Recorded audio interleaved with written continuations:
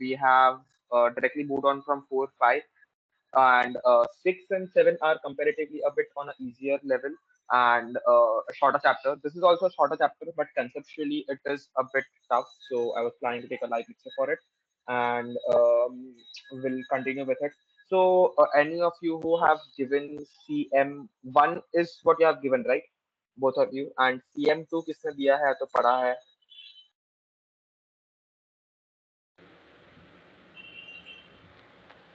Studying along CM2. Okay, studying along CM2. Okay, and Ansh, I guess CM2 बाकी है, right? In your case as well. हाँ, तो CM1 में थोड़ा सा डेरिवेटिव्स का बेस हुआ रहेगा. I am not sure because I have given CT1 during my time. तो नॉट कंप्लीटली श्योर कि CM1 में कितना इंक्लूड किया हुआ है, but not an issue. Will look forward to all the types of options, all the types of futures and swaps in detail. These are the three derivatives which are there in this chapter. So this is the overview, just three sections, but each of the sections are in detail, and basically what is the use for it is what we are planning to look forward. Okay. Starting with what is known as financial future agreements. So, financial, okay, I'll not ask you directly, but I will directly start it with this. Since you have not given CM2. So futures are standardized exchange traded contracts. Okay, they are there between two parties, and they are based on the underlying financial instrument. So here the underlying can be anything, anything in general, anything in particular as such. It's not necessary that. Just give me a minute. I'll just open up Paint and I can type it as well.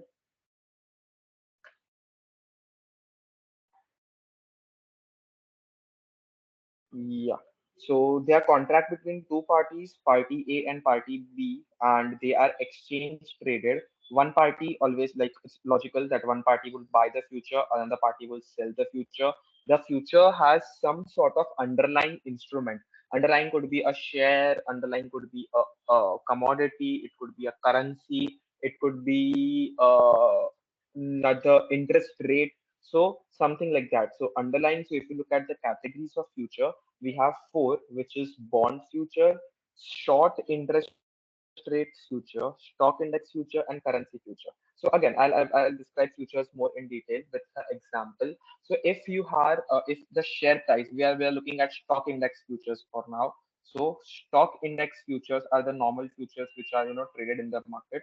So how do they behave is that if a current share price, okay, if a current share price, let's say it's 80, current share price is 80, and you are buying a future at 80. What does this mean is that you will buy it.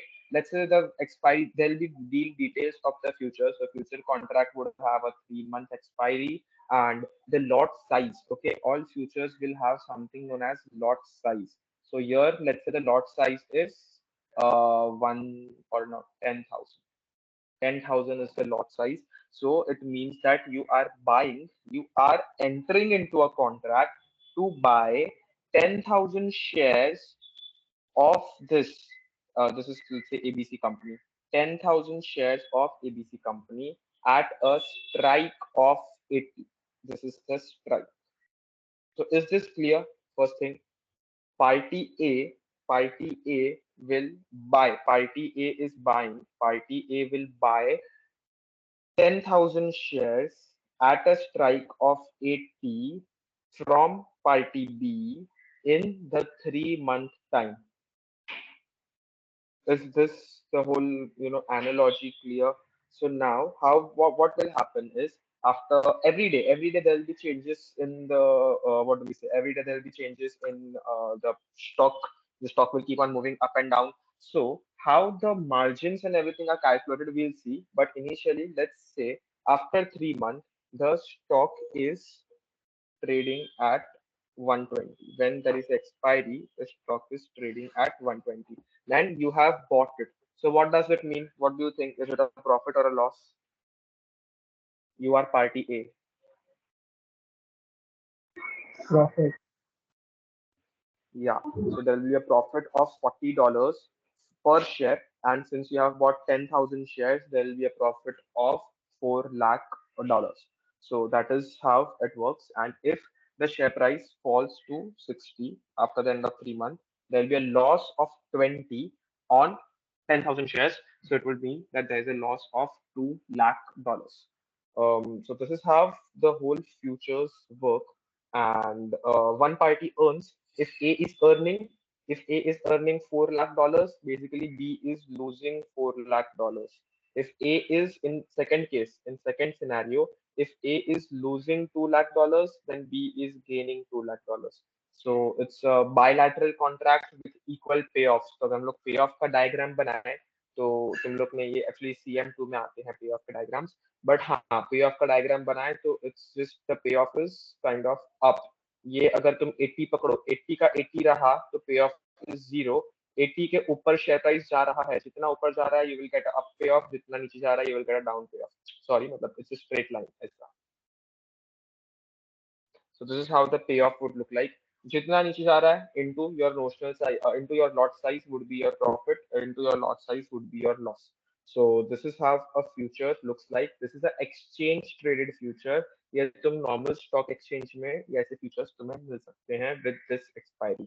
So these are the conditions. Lot size रहेगा, 3 month expiry रहेगा, buy sell रहेगा, and strike रहेगा. And the formula is simple. Whatever the share price at maturity, share price at time t would be minus the strike price into whatever the notional or the lot size is. Lot size or the share size is, number of shares it is. So this is the profit or the payoff at maturity. So this is how a future works. Now, futures are exchange traded and have margin requirements. Okay, futures are exchange traded and have margin requirements. So we'll look at it in this. So there are two types of margins. One is initial margin and another is a variation margin. Initial margin and another is a variation margin.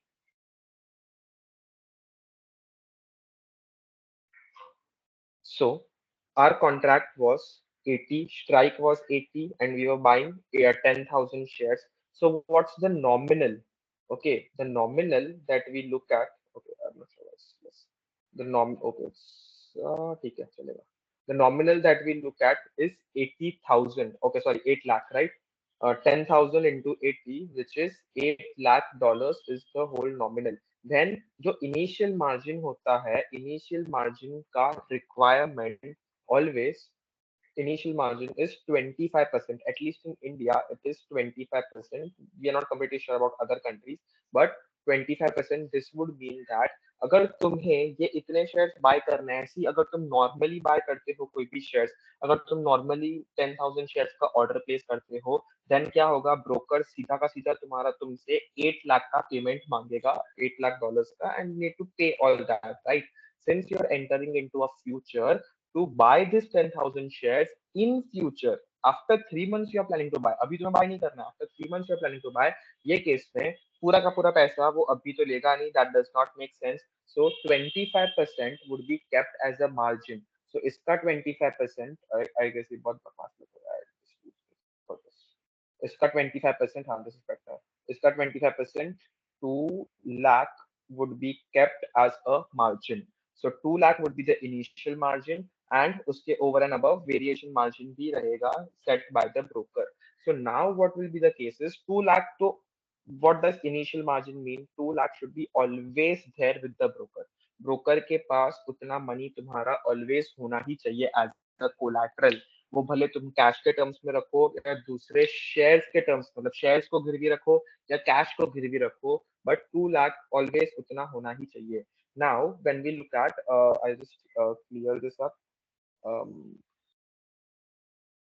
Initial margin in this case was uh, um, was अरे, uh, now, if the share price on day one, what does it mean? यहाँ पे it is mentioned that exchange traded contracts are marked to market and settled on a daily basis. So this means that अगर day 1 पे तुमने day 0 पे enter किया, day 1 पे share price हो गया तुम्हारा 81, मतलब तुमने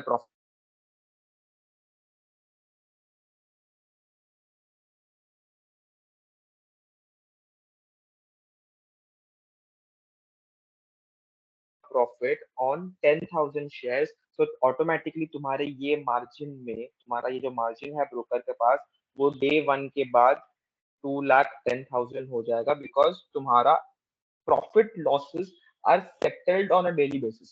सी, अगर हम लोग सेटल नहीं करेंगे on a daily basis, what is the risk? There is a risk of counter party default.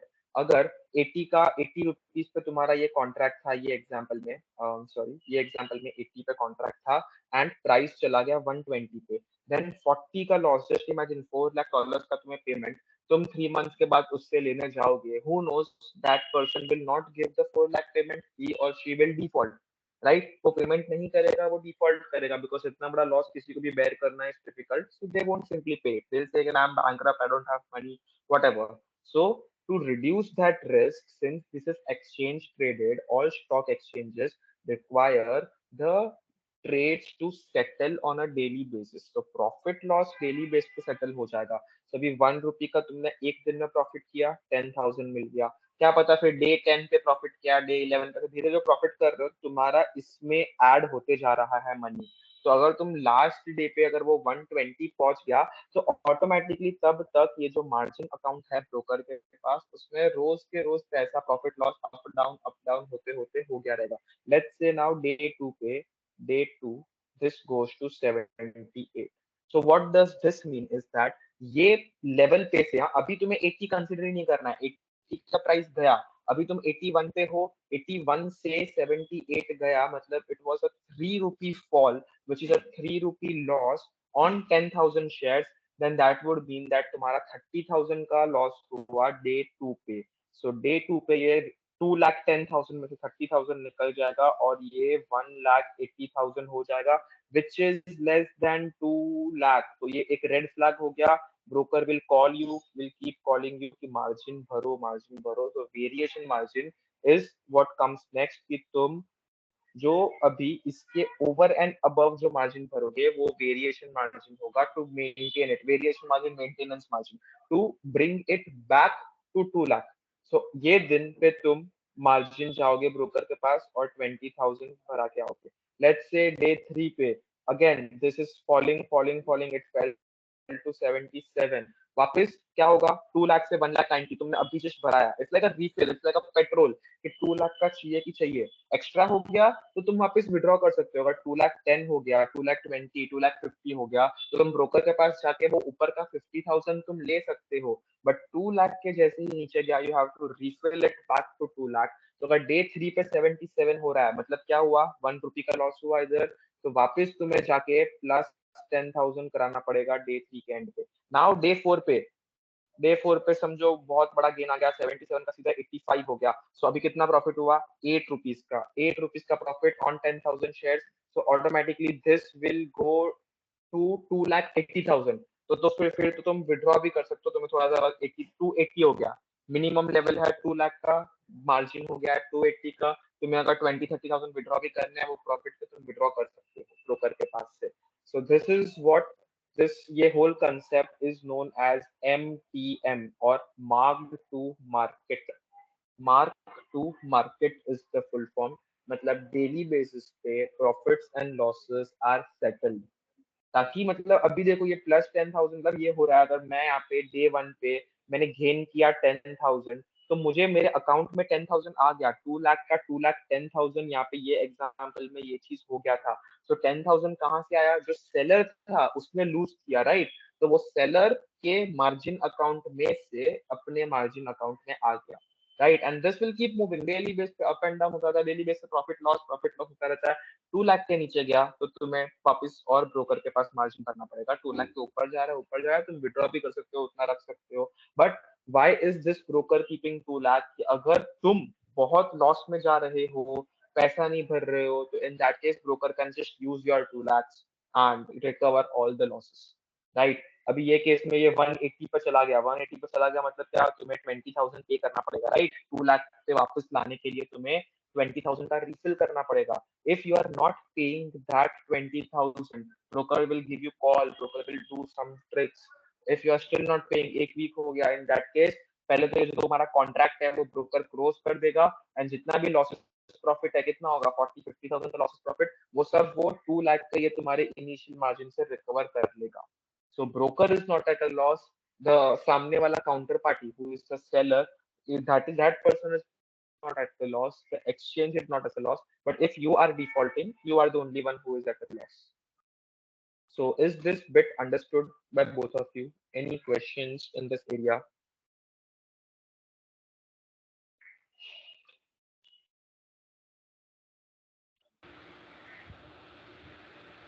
Understood. Ansh?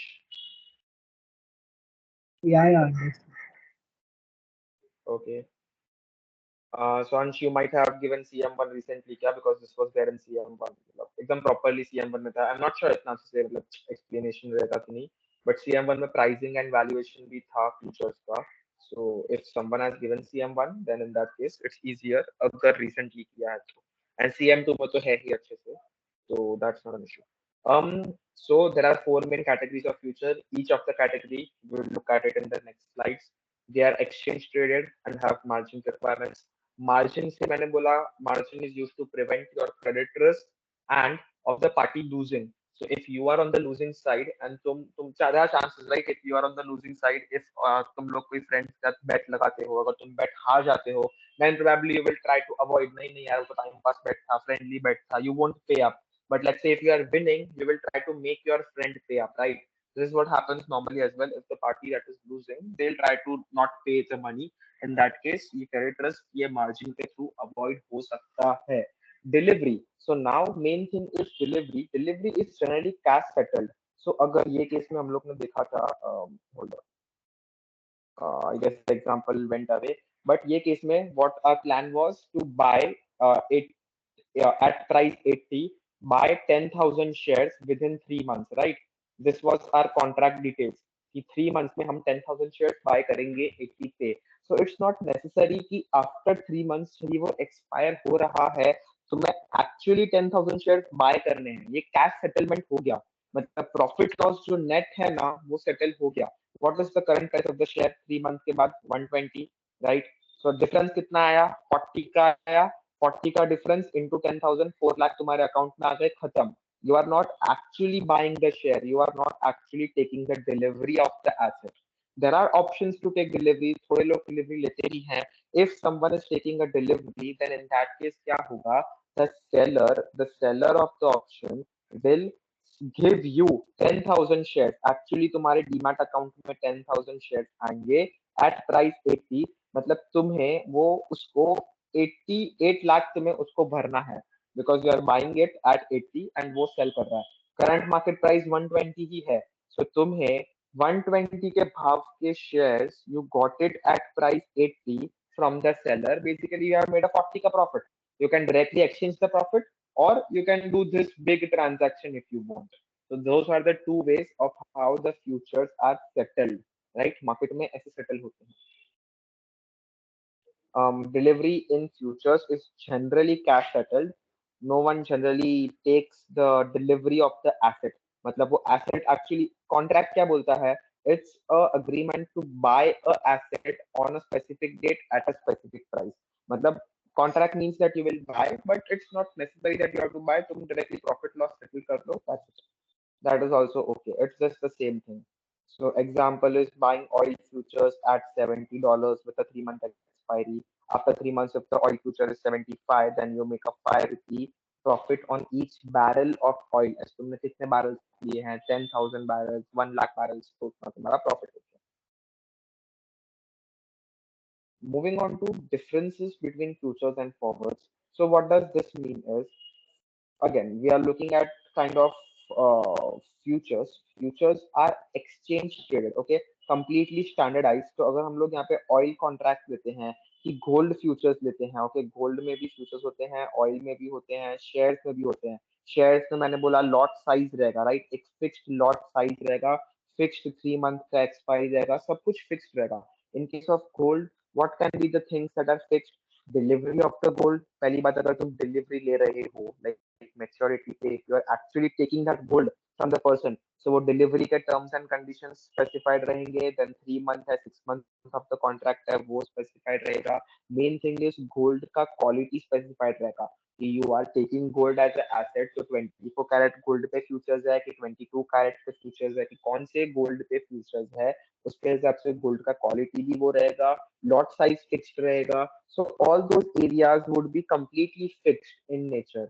वो स्टैंडर्डाइज्ड रहेंगे कि तुम एंटर करते हो कि मैं एंटर करता हूँ कि और कोई एंटर करता है, सबको सेम टर्म्स एंड कंडीशंस पे एंटर करने का. 3 मंथ कॉन्ट्रैक्ट, 24 कैरेट गोल्ड, ये lot size XYZ rupees whatever. So all those things are standardized. In case of forwards are agreements again. Forwards are just like futures. Only difference is they are non-standardized. मतलब forwards are contract between let's say big banks. So there is bank A. यहाँ पे तो कैसा है, ये futures कैसे trade होते हैं? Party A has a contract with the exchange, okay, and exchange has a contract with party B. मतलब तो पार्टी ए को पता भी नहीं है पार्टी बी कौन सा है. अभी तुम स्टॉक मार्केट में भी ट्रेड करते हो तो you buy and sell shares, right? तो अगर तुम बाय करते हो तो तुम्हें डायरेक्टली तुम्हारे अकाउंट में 2 दिन बाद शेयर आ जाएंगे. वो किधर से आएंगे you won't know, who is the seller you won't know. तुमने बाय किए तो एक्सचेंज तुम्हें देगा जो भी नंबर ऑफ शेयर्स है वो, एंड सामने में कोई सेल कर रहा है तो एक्सचेंज उससे लेगा. ये सब का जो transaction transaction limitation and transaction working है वो सारा एक्सचेंज खुद करेगा. You don't have to find the name of the seller, उसको फोन करो, ऐसा सब करो, ये सब नहीं है. In case of forwards, there are just party A and party B, and both parties would be big banks or institutions or whatever, मतलब एकदम parties. तो वो दो पार्टी के बीच में ही ट्रेड होगा. एंड जैसे टर्म्स एंड कंडीशंस चाहिए, जो टर्म्स एंड कंडीशंस TNC चाहिए दोनों पार्टीज को, अकॉर्डिंगली वो लोग फ्रेम करेंगे. वो लोग बोलेंगे नहीं नहीं 24 कैरेट गोल्ड नहीं करना है, 20 कैरेट गोल्ड करना है. गोल्ड का लॉट साइज अलग करेंगे, गोल्ड का ऐसे कॉइन्स करेंगे, बार्स नहीं करेंगे, anything like that. they'll think that 3 months is very small, they'll say कि नहीं 3 years का करते हैं. So contract terms conditions would completely change in this case.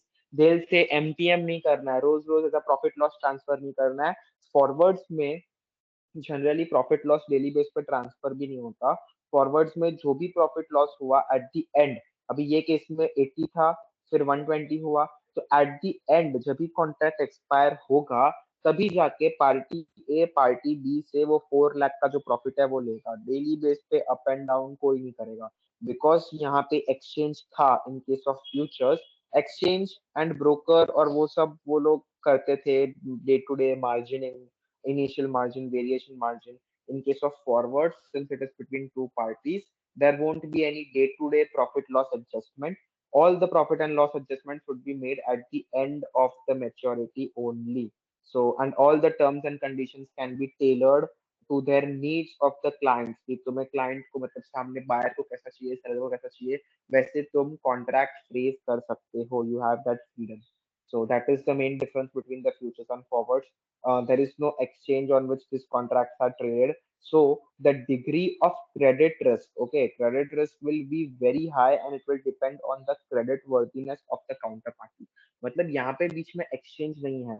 अगर जहाँ पे exchange था, ये केस में यहाँ पे exchange है, तो अगर B पैसा नहीं भी भरता है तो exchange क्या करेगा, उसका मार्जिन यूज कर लेगा, उसके बाकी स्टॉक काउंट में दूसरे शेयर्स है वो यूज कर लेगा, उसको बेच के जो भी है वो सब करके ए को उसका जो भी प्रॉफिट है वो exchange will pay. So there is no such credit risk, right? Exchange will not default. In India exchanges are NSE and BSE, they will not default.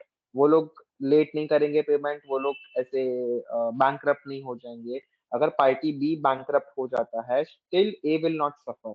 But अगर ये केस में पार्टी बी बैंकरप्ट हो जाता है then A will suffer a lot, A won't get back the money.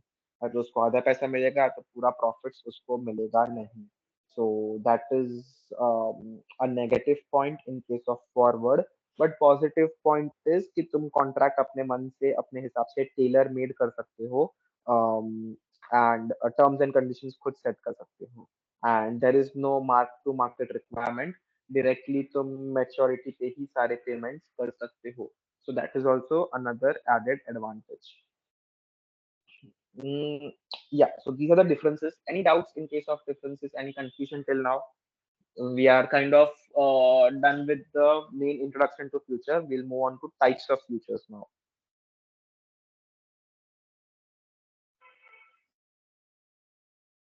Yeah, if there are no doubts, I'll continue.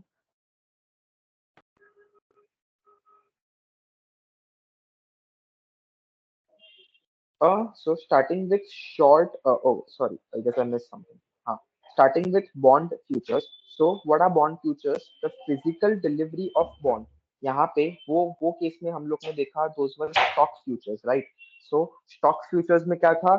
80 rupees का एक share है, ऐसे 10,000 शेयर। ये केस में 80 रुपीज का एक बॉन्ड है, मतलब 80 का बॉन्ड नहीं होगा, 90-95 का बॉन्ड होता है जनरली, बट हाँ 90 रुपीज या 95 रुपीज का एक बॉन्ड है, and now same similar contract, similar kind of terms, you are planning to buy that bond in 3 months time. कितना bonds, the number of quantity of bonds would be different, like same case में अगर example ले लूँ तो मैं, you are planning to buy 1,000 या 10,000 bonds at a strike price of 90 in 3 months time. That's it. So that's the main difference between a stock future and a bond future. सिर्फ जो underlying instrument है, see derivatives का definition क्या है? The chapter is sorry, the chapter is derivatives, right? So what is the definition of derivatives? They derive value from the underlying asset. Derive value from underlying asset. तो उनका जो भी underlying asset है, तुम्हारा अगर share है तो share के ऊपर से, शेयर के प्राइस के मूवमेंट के ऊपर से तुम्हारा डेरिवेटिव का प्राइस डिटरमाइन होगा।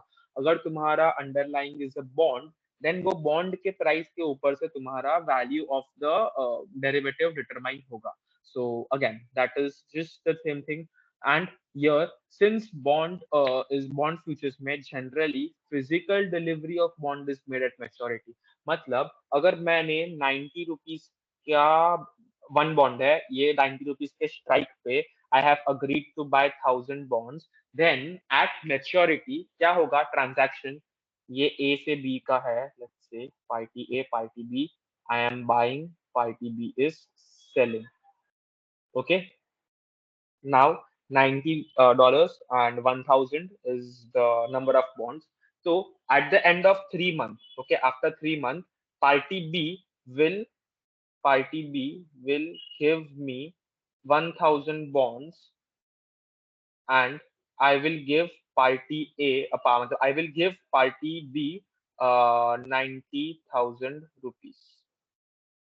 This is how the transaction will happen.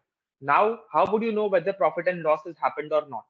अगर ये 90 का प्राइस यहाँ से 92 होता है और 93 होता है, in that case you have made profit because market price of the bond is 93 and तुम्हें तो 90 में मिल गया, तुमने 90 में खरीद लिया, तुम्हारे अकाउंट में आ गया, मार्केट प्राइस है 93, तभी के तभी बेच दो, हो गया ₹3 का प्रॉफिट, $3 का profit. So that is how profits are made. Can anyone let me know how bond price increases and why bond price increases? Just a quick question.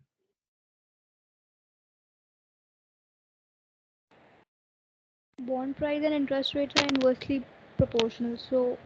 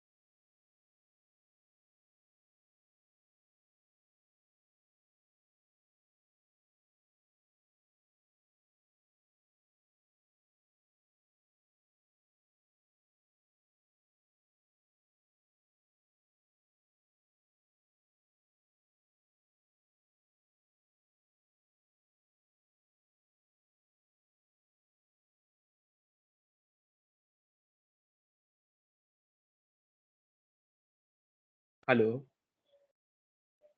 Yeah, Ayushi. So what you mentioned is correct. Sorry, I guess I was speaking on mute.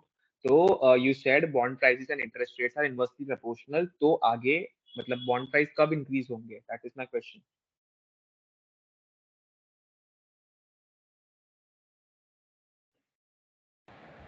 when interest rates are falling.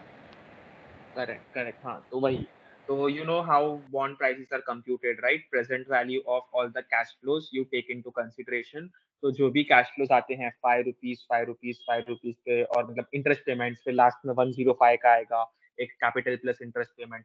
So all those things you take into consideration, you discount it to get the price of the bond. तो discounting के लिए जितना higher interest rate, उतना lower the price of bond. जितना lower interest rate, उतना higher the price of the bond.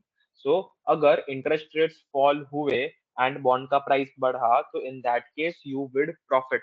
So buying a bond future, okay, I just write it somewhere here.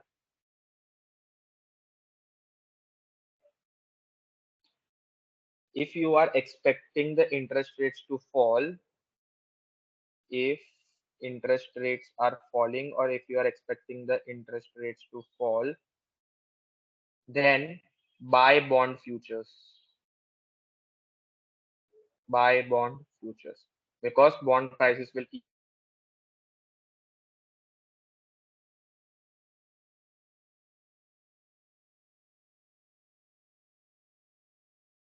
So you will earn from this, right? So this is the approach of how bond futures are used, and this is like uses of bond futures. ये case में अभी कैसा होता है ना, bonds मतलब underlying bonds हो सकते हैं, गवर्नमेंट बॉन्ड्स, अलग अलग मेच्योरिटी के बॉन्ड्स, अलग अलग कूपन के bonds. So the party delivering the bond will choose the stock from the list which is cheapest to deliver. So what does this mean is, ये थोड़ा सा ना एक्सटेंशन कंसेप्ट आ गया यहाँ पे लोग ने इतना सब मेंशन नहीं किया, बट इन जनरल टर्म्स अगर मैं बोलूँ तुम्हें, चीपेस्ट टू डिलीवर मतलब क्या होगा, कि अगर तुम्हारा कॉन्ट्रैक्ट था गवर्नमेंट बॉन्ड पे, राइट, तुम्हारा ये जो बॉन्ड फ्यूचर था अंडरलाइन था गवर्नमेंट बॉन्ड, तुम्हें मैच्योरिटी पे गवर्नमेंट बॉन्ड डिलीवर करना है सामने वाले को, right, you are the seller. सामने वाले ने बाय किया है, सामने वाला has entered into an agreement to buy 1000 bonds from you, and you have to sell it at maturity. तो मैच्योरिटी पे तुम ऐसा बॉन्ड पिक करोगे और ऐसा बॉन्ड सेल करोगे जो एकदम चीपेस्ट रहेगा वो टाइम पे, right, that makes sense, right, you have to give it to him, you have to give something to him. So तुम क्या करोगे, मैच्योरिटी आ रहा है उसके पहले, उसके एक दिन पहले, जो भी मार्केट में बॉन्ड रहेगा गवर्नमेंट बॉन्ड चीपेस्ट रहेगा वो तुम बाय कर लोगे, और फिर मैच्योरिटी पे तुम वही बॉन्ड उसको दे दोगे, right. So this is how normal future takes place. This is how normal future works. अगर तुम्हें बॉन्ड के हिसाब से समझ नहीं रहा, तो there are lot of futures which are based on commodities as well. Cattle cows and buffaloes पे भी फ्यूचर्स होते हैं. So if you go into US markets, cows and buffaloes पे भी there are futures. So they'll agree to buy a cow in 3 months at I don't know $50,000. तो and 3 months के बाद जब भी वो जिसको सेल करना है वो क्या करेगा, मार्केट में जाएगा, जो भी काउ उसको मिल रही है, लेट्स से 45 की मिल रही है, 40 की मिल रही है, चीपेस्ट काउ जो भी उसको मिल रही है वो ले लेगा, and at the end of the contract that person will sell that cow, give that cow to the buyer, बस हो गया. तो ऐसे कॉन्ट्रैक्ट्स भी होते हैं, वीट के ऊपर कॉन्ट्रैक्ट्स होते हैं, फ्लोर के ऊपर होते हैं, सो ये सब पे भी कॉन्ट्रैक्ट्स होते हैं. And that's how, so that is a better example I guess in case of cow. But वैसे ही गवर्नमेंट बॉन्ड्स पे भी हो सकता है कि if the future is underlying the government bonds, then you will choose whichever is cheaper, और वो चीपर बॉन्ड तुम खरीदोगे और फिर उसको बायर को दे दोगे. This is just an example. Unit of trading, nominal value, government bond, 4% coupon, delivery month. ये तुम्हारा 3 month का delivery रहेगा. And what is the quotation? Bonds are quoted in terms of 100 pound nominal. 100 के terms में ही quote होते हैं. So consider 100. And settlement involves buying or selling a prescribed nominal amount of actual government bond from a list of maintained by the exchange. मतलब buy or sell क्या होगा, एक list रहेगा. See you are doing this on exchange, okay, bond future is based on exchange. So exchange will specify कि तुम ऐसे types के cow, मतलब काउ के एग्जांपल में तुम एक्स वाई जेड टाइप्स के काउज ही ले सकते हो और बेच सकते हो. Like I don't know something like age के 10 years के अबव, काउ के किड्स लाइक कैटल, एकदम स्मॉल बेबी काउज तुम नहीं सेल बाय कर सकते. स्पेसिफिक एज के काउ, स्पेसिफिक क्वालिटी टाइप के काउज ही तुम बाय सेल कर सकते हो। अभी गोल्ड है, गोल्ड पे तुमने कॉन्ट्रैक्ट लिया, तो अभी तुम्हें गोल्ड वापस, मतलब you are a seller of gold, सामने वाले ने बाय किया है, 3 मंथ में वो लेट्स से तुमसे 100 ग्राम गोल्ड बाय करेगा, दैट इज द कॉन्ट्रैक्ट। तो 3 मंथ के बाद तुम्हें उसको 100 ग्राम गोल्ड देना है एट अ पर्टिकुलर प्राइस जो भी डिसाइड किया है। तो तुम मार्केट में जाओगे, जो तुम्हें सबसे सस्ता 100 ग्राम गोल्ड देगा तुम वही गोल्ड लोगे। यू विल एंश्योर कि जो भी डिलीवरी टर्म्स है वो 24 कैरेट ये वो वैसे सब सेम रहे, बट जो भी तुम्हें सस्ता 24 कैरेट 3 मंथ का गोल्ड देगा, जिसके पास ज्यादा डिस्काउंट है, अलग अलग गोल्ड शॉप्स वाले अलग अलग डिस्काउंट यूज करते हैं, जिसके पास ज्यादा डिस्काउंट है तुम वो बाय करके उसको दे दोगे। That is how delivery happens. So hope this is clear to you. Bond futures इतना कुछ नया नहीं है, नॉर्मल टाइप ऑफ फीचर ही है, सिर्फ अंडरलाइन बॉन्ड है और डिलीवरी करना है इसमें। इसमें ये सेटलमेंट नहीं होता, प्रॉफिट लॉस सेटल करके तुम नहीं निकल सकते, प्रॉपर डिलीवरी होगा of the underlying instrument. Any doubts here और else I'll move on. The next bit is short interest rate futures. So अभी ये it's more or less same to bond futures. इसमें underlying bond है, इसमें underlying है ना एक index है, index which acts like a bond price only. अभी ये index का यहाँ पे एग्जाम्पल दिया हुआ है। एग्जाम्पल, अगर इंटरेस्ट रेट तुम्हारा 6.25 है, एनुअल इंटरेस्ट रेट तुम्हारा 6.25 है, देन फ्यूचर का प्राइस होगा तुम्हारा, मतलब जो इंडेक्स का प्राइस होगा तुम्हारा वो होगा 93.75। सो this is how the index is computed. 100 minus this is, I just clear all this thing, हाँ, 100 minus 4 into whatever the 3 month interest rate is, right? या तो अगर ये 4 into नहीं करना है तो सीधा सीधा अगर तुम्हारे पास एनुअलाइज्ड इंटरेस्ट रेट है लाइक 6.25% पर एनम, ऐसा टाइप का इंटरेस्ट रेट है, 6.25% पर एनम ये वाला इंटरेस्ट रेट है, तो सीधा सीधा 100 minus 6.25, 93.75 is the value of the index. Now ये इंटरेस्ट रेट फ्यूचर तुम्हें बाय करना है और सेल करना है, दोनों ऑप्शन है बाय एंड सेल का। अगर तुम ये बाय करते हो 93.25 पे, एंड अगर ये तुम गेन कब करोगे, जब ये 93.75 से ज्यादा जाएगा, 94 जाएगा, 95 जाएगा। अगर ये गया 95, what would that mean is this interest rate has fallen, this interest rate has fallen to 5%, right? 5%, 6.25% का इंटरेस्ट रेट 5% पर एनम आ गया, तब तुमने गेन किया। So I just write it here in conclusion, यहाँ पे नीचे लिख देता हूँ, buying buying an interest rate future, buying IRF interest rate future, you will gain you will gain if interest rates fall, if interest rate fall. And if you are selling a interest rate future, selling IRF, then you will gain if interest rate rise. मतलब 93.75 से 92 जाएगा, 91 जाएगा, ऐसे कुछ हो रहा है, तो सेलिंग IRF में you will gain, and buying IRF में तुम लूज करोगे अगर इंटरेस्ट रेट बढ़ रही है, ऑपोजिट है, यू नो ना, profit loss how it works. तो gain if IR decreases and automatically loss if IR increases. So this is clear, right? Any doubts here? अगर यहाँ पे लोग ने सिर्फ 3 मंथ इंटरेस्ट रेट दिया ना, तुम उसको मल्टीप्लाई बाय 4 करके एनुअलाइज निकाल लो and then you get it. 3 month convertible quarterly ऐसा टाइप का इंटरेस्ट रेट आता है, तो अगर वो लोग ने वो दिया तो तुम इंटू 4 करके उसको एनुअलाइज इफेक्टिव एनुअल कर दो, पर एनम वाला इंटरेस्ट रेट कर दो, एंड देन उसको 100 माइनस कर दो। अगर डायरेक्टली एनुअली दिया है तो सीधा सीधा 100 माइनस कर दो। So this is how interest rate future works. It is same as bond future, मतलब दोनों का लॉजिक सेम है। अगर तुम ये 93.75 को बॉन्ड प्राइस गिनोगे और तुम अगर बॉन्ड फ्यूचर बाय कर रहे हो तो इंटरेस्ट रेट फ्यूचर बाय कर रहे हो, तुम्हारा प्रॉफिट कब होगा, जब ये प्राइस बढ़ेगा, एंड ये प्राइस कब बढ़ेगा, जब इंटरेस्ट रेट फॉल होगा, राइट? बट वो बॉन्ड में there is a actual underlying bond, मतलब वो Sunny, गवर्नमेंट बॉन्ड है। या can you please explain this buying interest rate future, how gain will हाँ, happen if interest rate falls? Okay, so you are buying it at you are buying it at 93.75, right? हर एक चीज में strike होता है. Example you are buying it at 93.75 and 93.75 कब होगा? जब interest rate है मार्केट में 6.25%, राइट? तब तुमने बाय किया. अभी तुम नॉर्मल एक शेयर जो समझो, नॉर्मल शेयर जैसा है, तुमने इसको बाय किया. प्रॉफिट कब होगा? जब ये 93.75 का जा जाके 95 होगा. करेक्ट? Agree on this? और ये 95 कब होगा? जब ये जो इंटरेस्ट रेट है वो 5% पे गिरेगा. Because this is the index.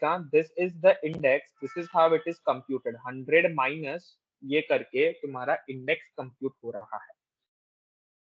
So 100 minus 6.25% किया तो तुम्हारा इंडेक्स था 93.75. अगर interest rate fell down from 6.25 to समझो 4% पे इंटरेस्ट रेट आ गए, तो अभी नया इंडेक्स का वैल्यू होगा 100 माइनस 4 विच इज 96. सो 93.75 पे तुमने एंटर किया, प्राइस हो गया 3 मंथ के बाद 96. सो तुम्हें 2.25 का गेन हुआ. सो अगर इंटरेस्ट रेट फॉल हो रहे हैं तो तुम्हें गेन हो रहा है. Clear? Yes, Sunny. Thank you. हाँ. सिमिलरली सेलिंग का समझ गया ना? Exactly opposite. कि तुम अगर इंटरेस्ट रेट फ्यूचर सेल कर रहे हो तो तुम एक्सपेक्ट करोगे कि 93.75 से नीचे जाए प्राइस, राइट? तुमने सेल किया है, तुम एक्सपेक्ट करोगे कि 93 से नीचे जाए, 91 पे जाए, 90 पे जाए, 89 पे जाए. तो अगर वो 90 पे जा रहा है, 90 पे कब जाएगा? जब इंटरेस्ट रेट हो जाएगा 10%. सो दैट्स वाई तुम्हारा गेन कब होगा? जब interest rate increase from 6.25 to 10%. So first thing to ask, both of you know about short selling, right? Short selling के बारे में तुम्हें पता है ना? कि you want me to explain that once? I know. Ansh, Ansh, you are really quiet. I want you to speak something. Short selling के बारे में you know, right? Explain कर दो, चलो.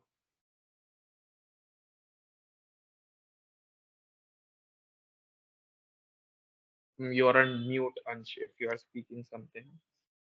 Uh,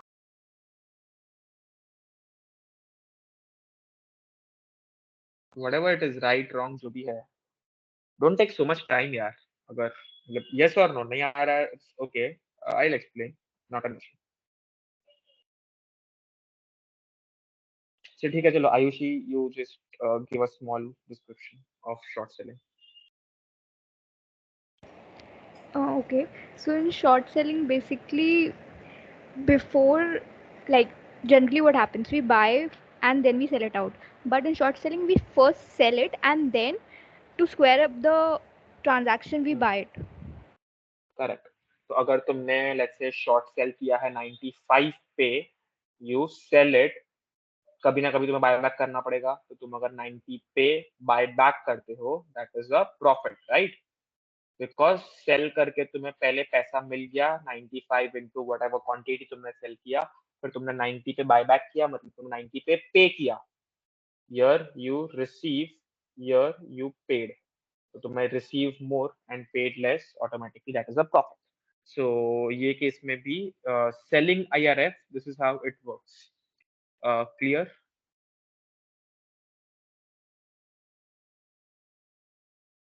clear with the interest rate future bit?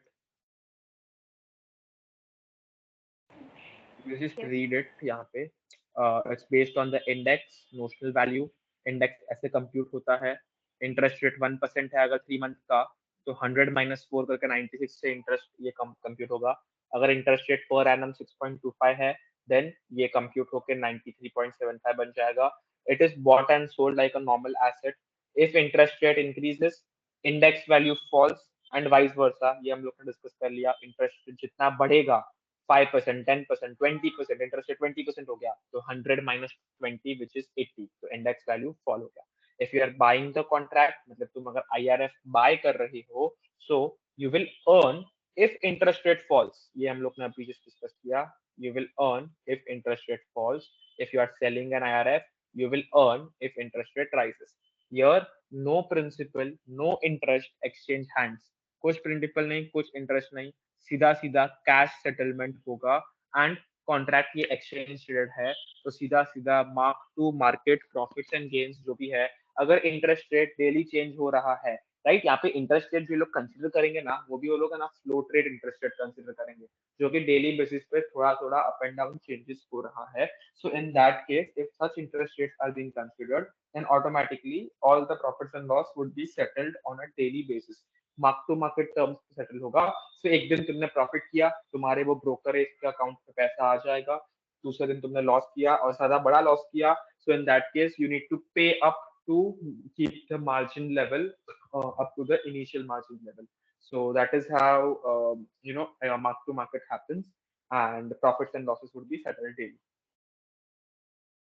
Now moving on to the other two types, which are relatively similar, which are relatively easy, which is stock futures। जो हम लोग ने सबसे पहले example देखा वो स्टॉक फ्यूचर का ही था, 80 रुपीज पे बाय करना। एंड जो 120 रुपीज वाला एग्जांपल था वो नॉर्मल स्टॉक फ्यूचर था, बाय करो सेल करो। Again that is the difference, it is cash settled, वो सब कुछ स्टॉक फ्यूचर में आ गया। Moving on to currency futures, currency futures are also same. USD INR rate पे तुम करोगे, यहाँ पे कोई स्टॉक नहीं रहेगा, इंटरेस्ट रेट नहीं रहेगा, यहाँ पे क्या रहेगा, underline. Underline would be USD INR rate या तो अलग से यूएसडी जीबीपी रेट जो भी है, current USD INR rate. Suppose तुम 80 ले लो, 80 आईएनआर पर यूएसडी, मतलब ऐसे लिखते हैं USD, sorry, INR if you are buying, okay, if you are buying USD, मतलब तुम अगर ये बाय कर रहे हो and automatically you are expecting, I am not okay, अब मैं एक ट्रिक क्वेश्चन पूछता हूँ, चलो, नाइस क्वेश्चन। तुम बाय कर रहे हो, ये 83 पे गया, तुम्हारा प्रॉफिट हुआ।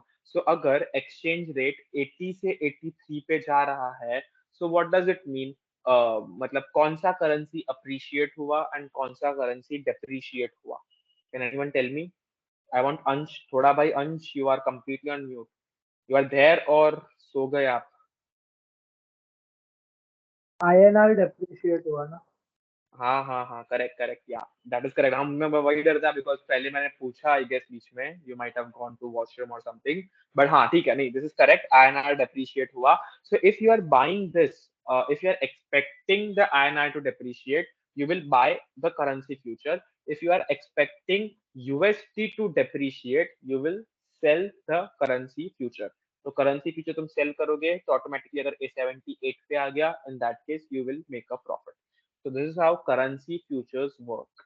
Again, normally he है normal when you look at currency future, it would be just that contract terms अगर देखोगे तो it would be stating that you are buying $1 million, okay, $1 million at 80 rupees a dollar, at 80 USD INR rate। मतलब तुमने $1 million तुम्हें bye करने हैं at 80 USD INR rate, at the rate 80। तो अभी 3 मंथ्स के बाद तुम बाय कर रहे हो, 3 मंथ्स के बाद तुम्हारे अकाउंट में $1 million आ जाएंगे।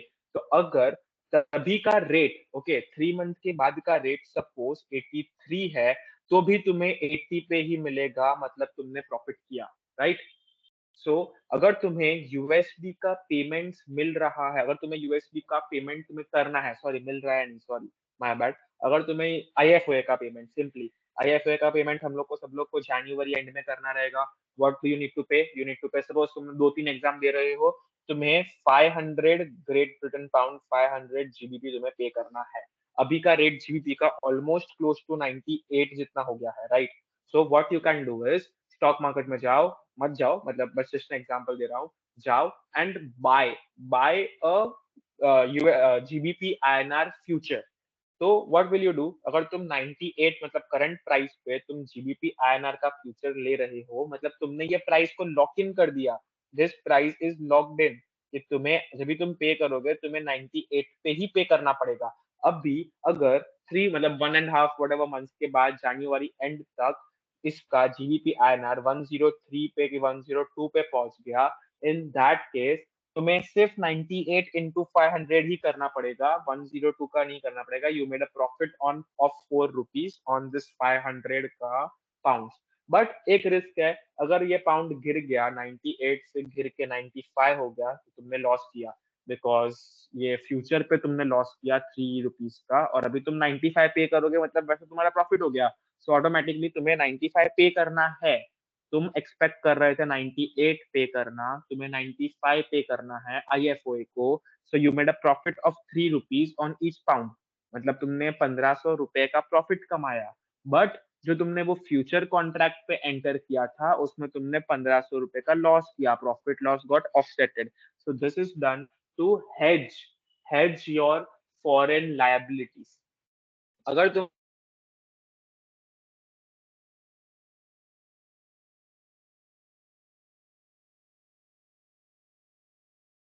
है 1-2 करोड़ की, in that case you can buy the currency future. और अगर तुम्हें जितना भी टर्म का है कि तुम्हें 1 महीने बाद या 2 महीने बाद तुम्हें पे करना है $1 million, तो तुम अभी $1 million का फ्यूचर बाय करके रख दो, तो जो अभी का प्राइस है वो तुम्हारा लॉक इन हो गया, फिर इसको ऊपर जाएगा नीचे जाएगा, तुम्हें अभी का ही प्राइस पे करना है, right? So that is how currency future works. Any doubts anywhere? We are done with futures. Sunny, one question in currency futures, हाँ हाँ। इसमें हम 80 यूएसडी पर आईएनआर बोल रहे हैं, राइट? तो मतलब 80 आईएनआर इक्वल टू नहीं 1 नहीं, यूएसडी। हाँ correct correct, 80 INR equals to 1 USD, but हम लोग जब भी कोट करते हैं ना, ये कोट ऐसे होता है, कभी भी स्ट्रॉन्गर करेंसी ऊपर कोट होता है एंड वीकर करेंसी नीचे होता है। अगर हम लोग ऐसे लिखेंगे ना, तो अगर तुम मैथमेटिकली देखो ना, तो दिस इज 80 USD, मतलब इक्वल्स टू ऐसे ओके।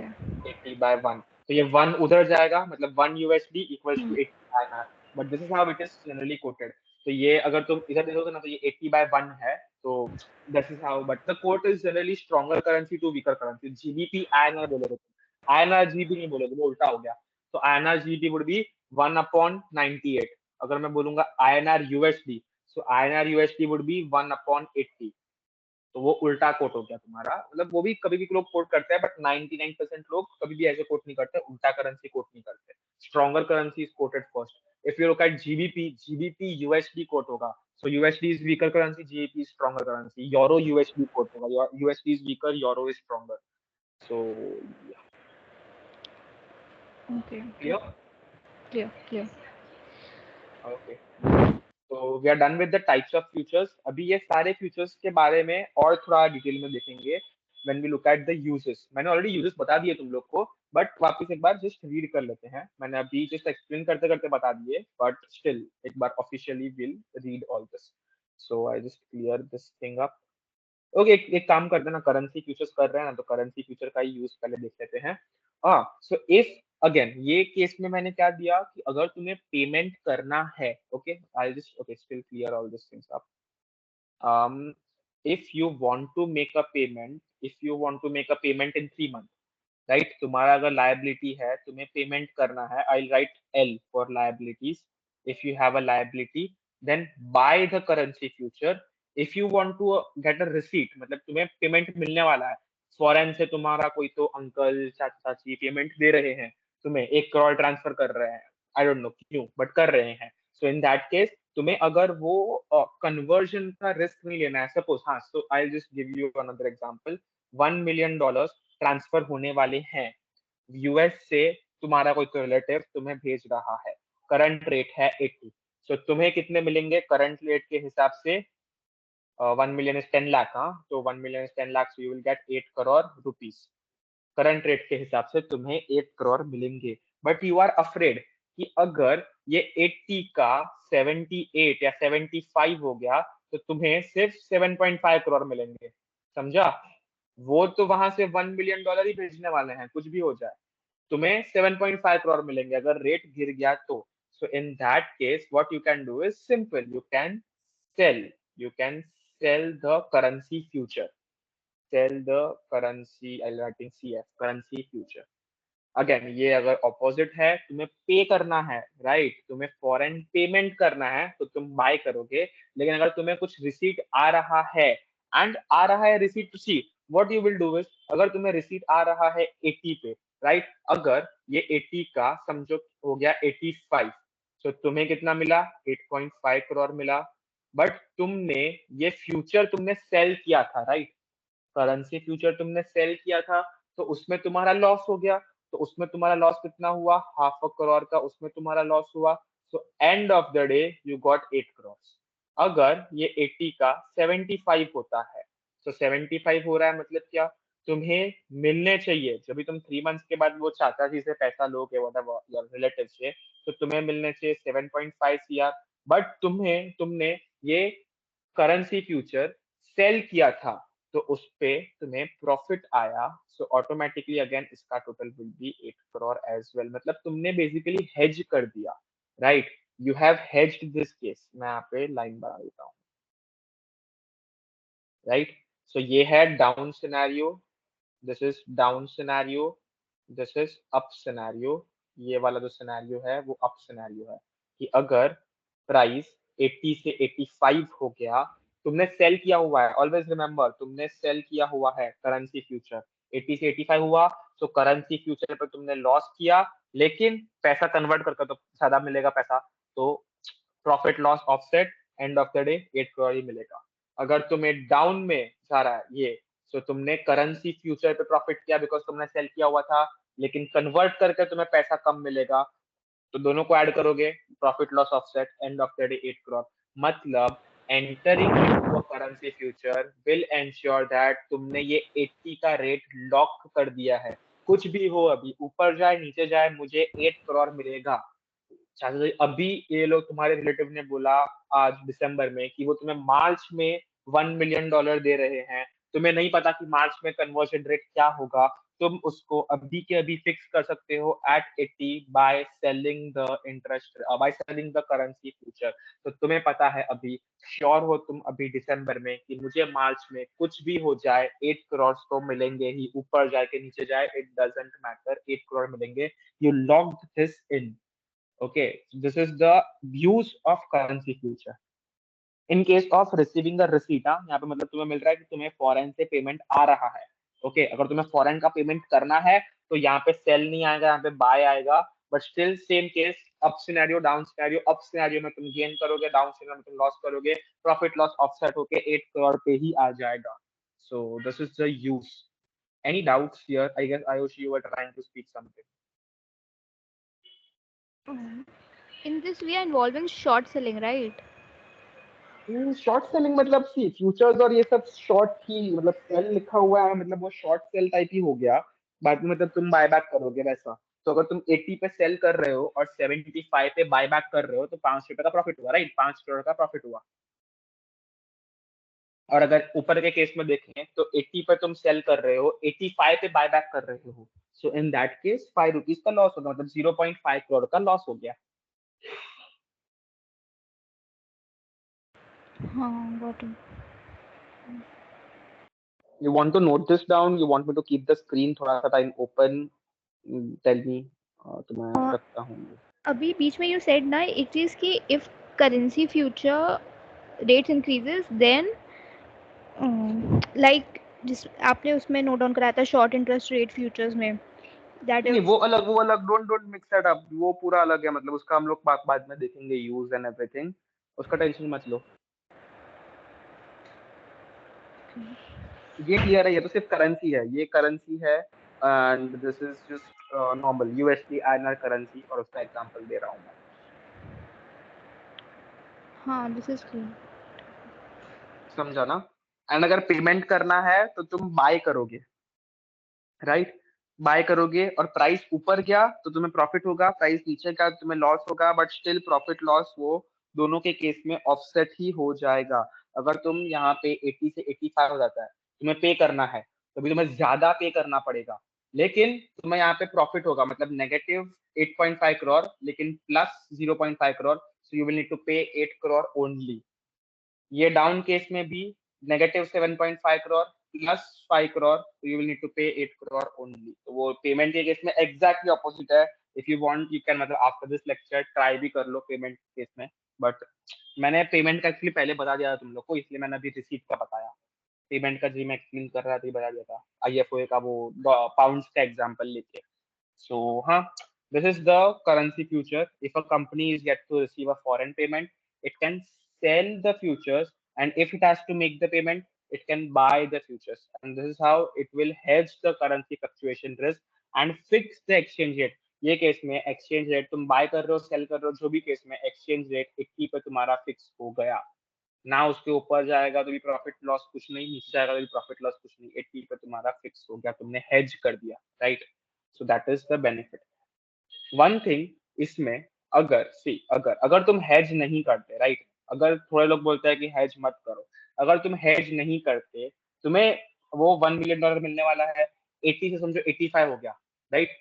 सो तुम्हारा प्रॉफिट था ना, तुम्हें 8.5 करोड़ मिलते, अगर तुम ये फ्यूचर वगैरह का झंझट नहीं करते, ये 0.5 करोड़ को तुम निकाल दो, ये तुम करते ही नहीं, तो 80 का 85 मतलब 8.5 करोड़ मिलता। यहाँ पे तुमने फ्यूचर पे लॉस किया, नेगेटिव आ गया, यहाँ पे ये जो था यहाँ पे नेगेटिव आ गया, तो तुम्हारा 8 करोड़ पे अटक गया। अगर तुम नहीं करते हेज तो तुम्हारा चांसेस ऑफ प्रॉफिट भी था और चांसेस ऑफ लॉस भी था, दोनों केस ओपन था, बट प्रॉफिट होने का भी चांस था, लॉस होने का भी चांस था। अगर वो दोनों का चांस 50-50 था तो हेज करो, वरना हेज करने की जरूरत नहीं है। तो मतलब again that is a personal choice, companies choice, कौन सी कंपनी कौन से सिनेरियो में है, थोड़ी कंपनीज रिस्क लेगी ऐसा। So when we look at IT companies, this happens in case of Indian IT companies are based in abroad, उनके बहुत सारे प्रोजेक्ट्स अब्रॉड होते हैं, तो उनको यूएस डॉलर्स में पेमेंट मिलता है, उनको आईएनआर में पेमेंट मिलता है।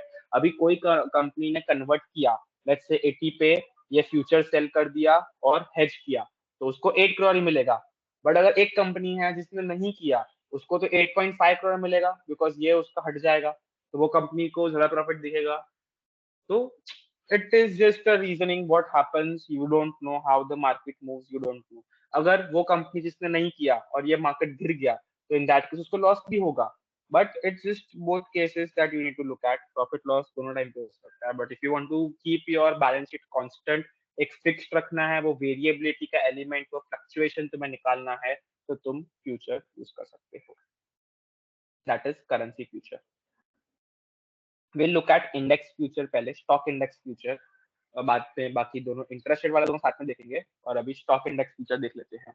अभी अज्यूम ये केस पे मैं सेम एग्जांपल मतलब यहाँ पे रख सकता हूँ ना, अभी ये सब में है ना, ये सब हटा दो, पेमेंट रिसीट वाला सब कुछ हटा दो, जस्ट रिमूव दिस, ये रफ करने में तो बहुत टाइम लगेगा, बट हाँ, तो ये पेमेंट रिसीट का जो भी पार्ट है, just remove this bit and think of it this as a share price. 80 का शेयर प्राइस है, एंड अभी तुम्हें प्रॉपरली देखना है अप डाउन के सिनेरियो में क्या हो सकता है, वो तुम्हें देखना है। नाउ 80 का शेयर प्राइस है, you are a company, you are company A wants to buy company B, company A को कंपनी बी खरीदना है, पूरा टेक ओवर करना है, right? Both companies are listed in the market, company A को company B खरीदना है, company B का शेयर प्राइस 80 है, राइट? उसको वो कंपनी के I don't know 1 lakh 10 lakh 1 crore के ऊपर बहुत सारे शेयर्स खरीदने पड़ेंगे, राइट? कंपनी को और तो उसको पूरा बायबैक करना है, so that company needs to buy a lot more shares, 100-200 crore जितने शेयर्स बाय करने पड़ेंगे। तो अगर see now there is a risk कि उसको ये टेक ओवर करना है 2-3 महीने में, राइट? तो 2-3 महीने में उसके शेयर्स बाय करने हैं सारे। तो इन दैट केस अगर 2-3 महीने में ये 80 का 85 हो गया, तो और in that case company wants to buy suppose 100 crore shares, 100 crore shares खरीदेगी, तो 51% स्टेक मिल जाएगा, and company A will overtake company, मतलब ओवरटेक नहीं बोलता हूँ, टेक ओवर बोलूंगा, टेक ओवर कंपनी बी और acquire company B. So 100 crore shares buy करने हैं, 80 का करंट प्राइस है, कंपनी को 80 पे ही बाय करने हैं, आगे जाकर क्या पता 85 हो जाए, 87 हो जाए। So in that case what company can do is company can buy stock futures। so अगर ये 80 का 85 होता है, तो तुम्हें बाय करने के लिए इतना पैसा भरना पड़ेगा, राइट? लेकिन तुम्हारा प्रॉफिट हो गया, सो प्रॉफिट तुम उसमें से निकाल दोगे, तो तुम्हें एंड ऑफ द डे इतना 8 करोड़ ही भरना पड़ेगा। अगर प्राइस गिरता है, राइट, शेयर प्राइस गिरता है, तो 3 महीने बाद तुम्हें कम 100 करोड़ बाय करना है, तो तुम्हें 750 करोड़ ही पे, मतलब सॉरी 7,500 करोड़ ही पे करना पड़ेगा। लेकिन तुमने इस पे लॉस किया बॉन्ड फ्यूचर पे, तो उसमें तुमने 500 करोड़ का लॉस किया, तो घूम फिर के तुम्हें 8,000 करोड़ ही भरना पड़ेगा। ये एग्जांपल थोड़ा मतलब नंबर के टर्म्स में वियर्ड हो गया है, I can remove this, I can make it as 1 crore अगर बनाऊंगा 0.1 crore shares, 10 लाख shares मैं इसको ऐसे बोल सकता हूँ, 10 लाख shares है तो बराबर हो गया. बट हाँ, you understanding my point right, कि अभी तुम्हें वो कंपनी के शेयर्स बाय करने हैं, तो तुम अगर 85 में बाय करते हो तो तुम्हें ज्यादा पैसा भरना पड़ता है, लेकिन तुमने बॉन्ड फ्यूचर बाय किया हुआ है, you have bought by stock index future, not bond future, stock index future you have bought. So automatically वो हमारे एग्जाम्पल में, प्रीवियस एग्जाम्पल था 80 का 120 हो गया राइट, तो कितना प्रॉफिट हुआ 40 रुपीज का, किस पे, ये फ्यूचर पे. ये केस में भी 80 का 120 हो जाएगा तो तुम्हारा 40 रुपीज का प्रॉफिट हुआ एक शेयर पे, और जितने भी शेयर्स तुम्हें बाय करना है, तुम्हें 0.1 crore share, 100 crore share buy करना है, उतना तुम्हारा प्रॉफिट हुआ. और बेसिकली तुम्हें अभी नेट प्राइस जो पे करना है वो 80 ही पे करना है वो कंपनी को बाय करने के लिए. So is this clear? And ये एग्जाम्पल क्लियर है कि ड्यूरिंग अ टेक ओवर, मतलब टेक ओवर के टाइम पे क्या होता है, तो तुम दूसरे कंपनी को बाय कर रहे हो या तो उसका न्यूज भी मार्केट में आएगा तो उसका प्राइस ऑटोमेटिकली बढ़ने लगेगा. जो कंपनी बिक रहा है, मतलब जो कंपनी पे तुम टेक ओवर कर रहे हो, द स्मॉलर कंपनी, उसका price will keep on rising. So you can buy futures on the stock of the company to hedge yourself against the rising prices. And if you have bought sufficient shares, your hedge is proper.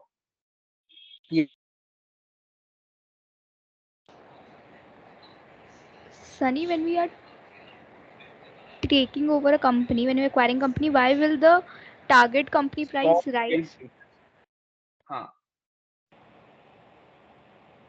sorry, can you repeat? आवाज से cut गया. I'm saying कि जब one company is acquiring or taking over another हाँ company, then why will the target company's price rise on the stock exchange? हाँ, ये actually है ना, मोर और लेस थियोरेटिकल है कि अगर कोई भी कंपनी जनरली टेक ओवर हो रहा है, so in that case that another company is finding something good ना, and there is something known as synergies that will happen. Okay, तो अगर लेट्स से भी जोमेटो है, जोमेटो दूसरे कोई कंपनी को बाय कर रहा है, लेट्स से कोई डिलीवरी पार्टनर, इसने ब्लिंकिट को भी जोमेटो ने बाय किया, कि ऐसा कोई दूसरा कंपनी को बाय कर रहा है जोमेटो, तो जोमेटो को दूसरा कोई कंपनी बाय कर रहा है, let's say some big hotel company, some Taj hotels or any other company is buying Zomato. So what will happen is कि Zomato भी benefit मिलेगा, वो सब होटल का नेटवर्क मिलेगा, ये सब मिलेगा, तो all that things will happen. समझा? अभी नेस्ले कंपनी है, नेस्ले किटकैट वगैरह ये सब इतना सारा कुछ बनाता है, फूड प्रोडक्ट्स इतने सारे बनाता है, तो अभी नेस्ले है वो जोमेटो को बाय करेगा, तो क्या होगा कि अभी नेस्ले के सारे प्रोडक्ट्स जोमेटो के साथ बिकेंगे, और जोमेटो एक नेस्ले मतलब एक बड़ी ब्रांड के साथ टाई अप होगा, तो जोमेटो का भी प्राइस बढ़ेगा, उसका भी रेपुटेशन बढ़ेगा, उसका भी बिजनेस बढ़ेगा. So automatically everything will start going up. दोनों का सिनर्जीज होता है right.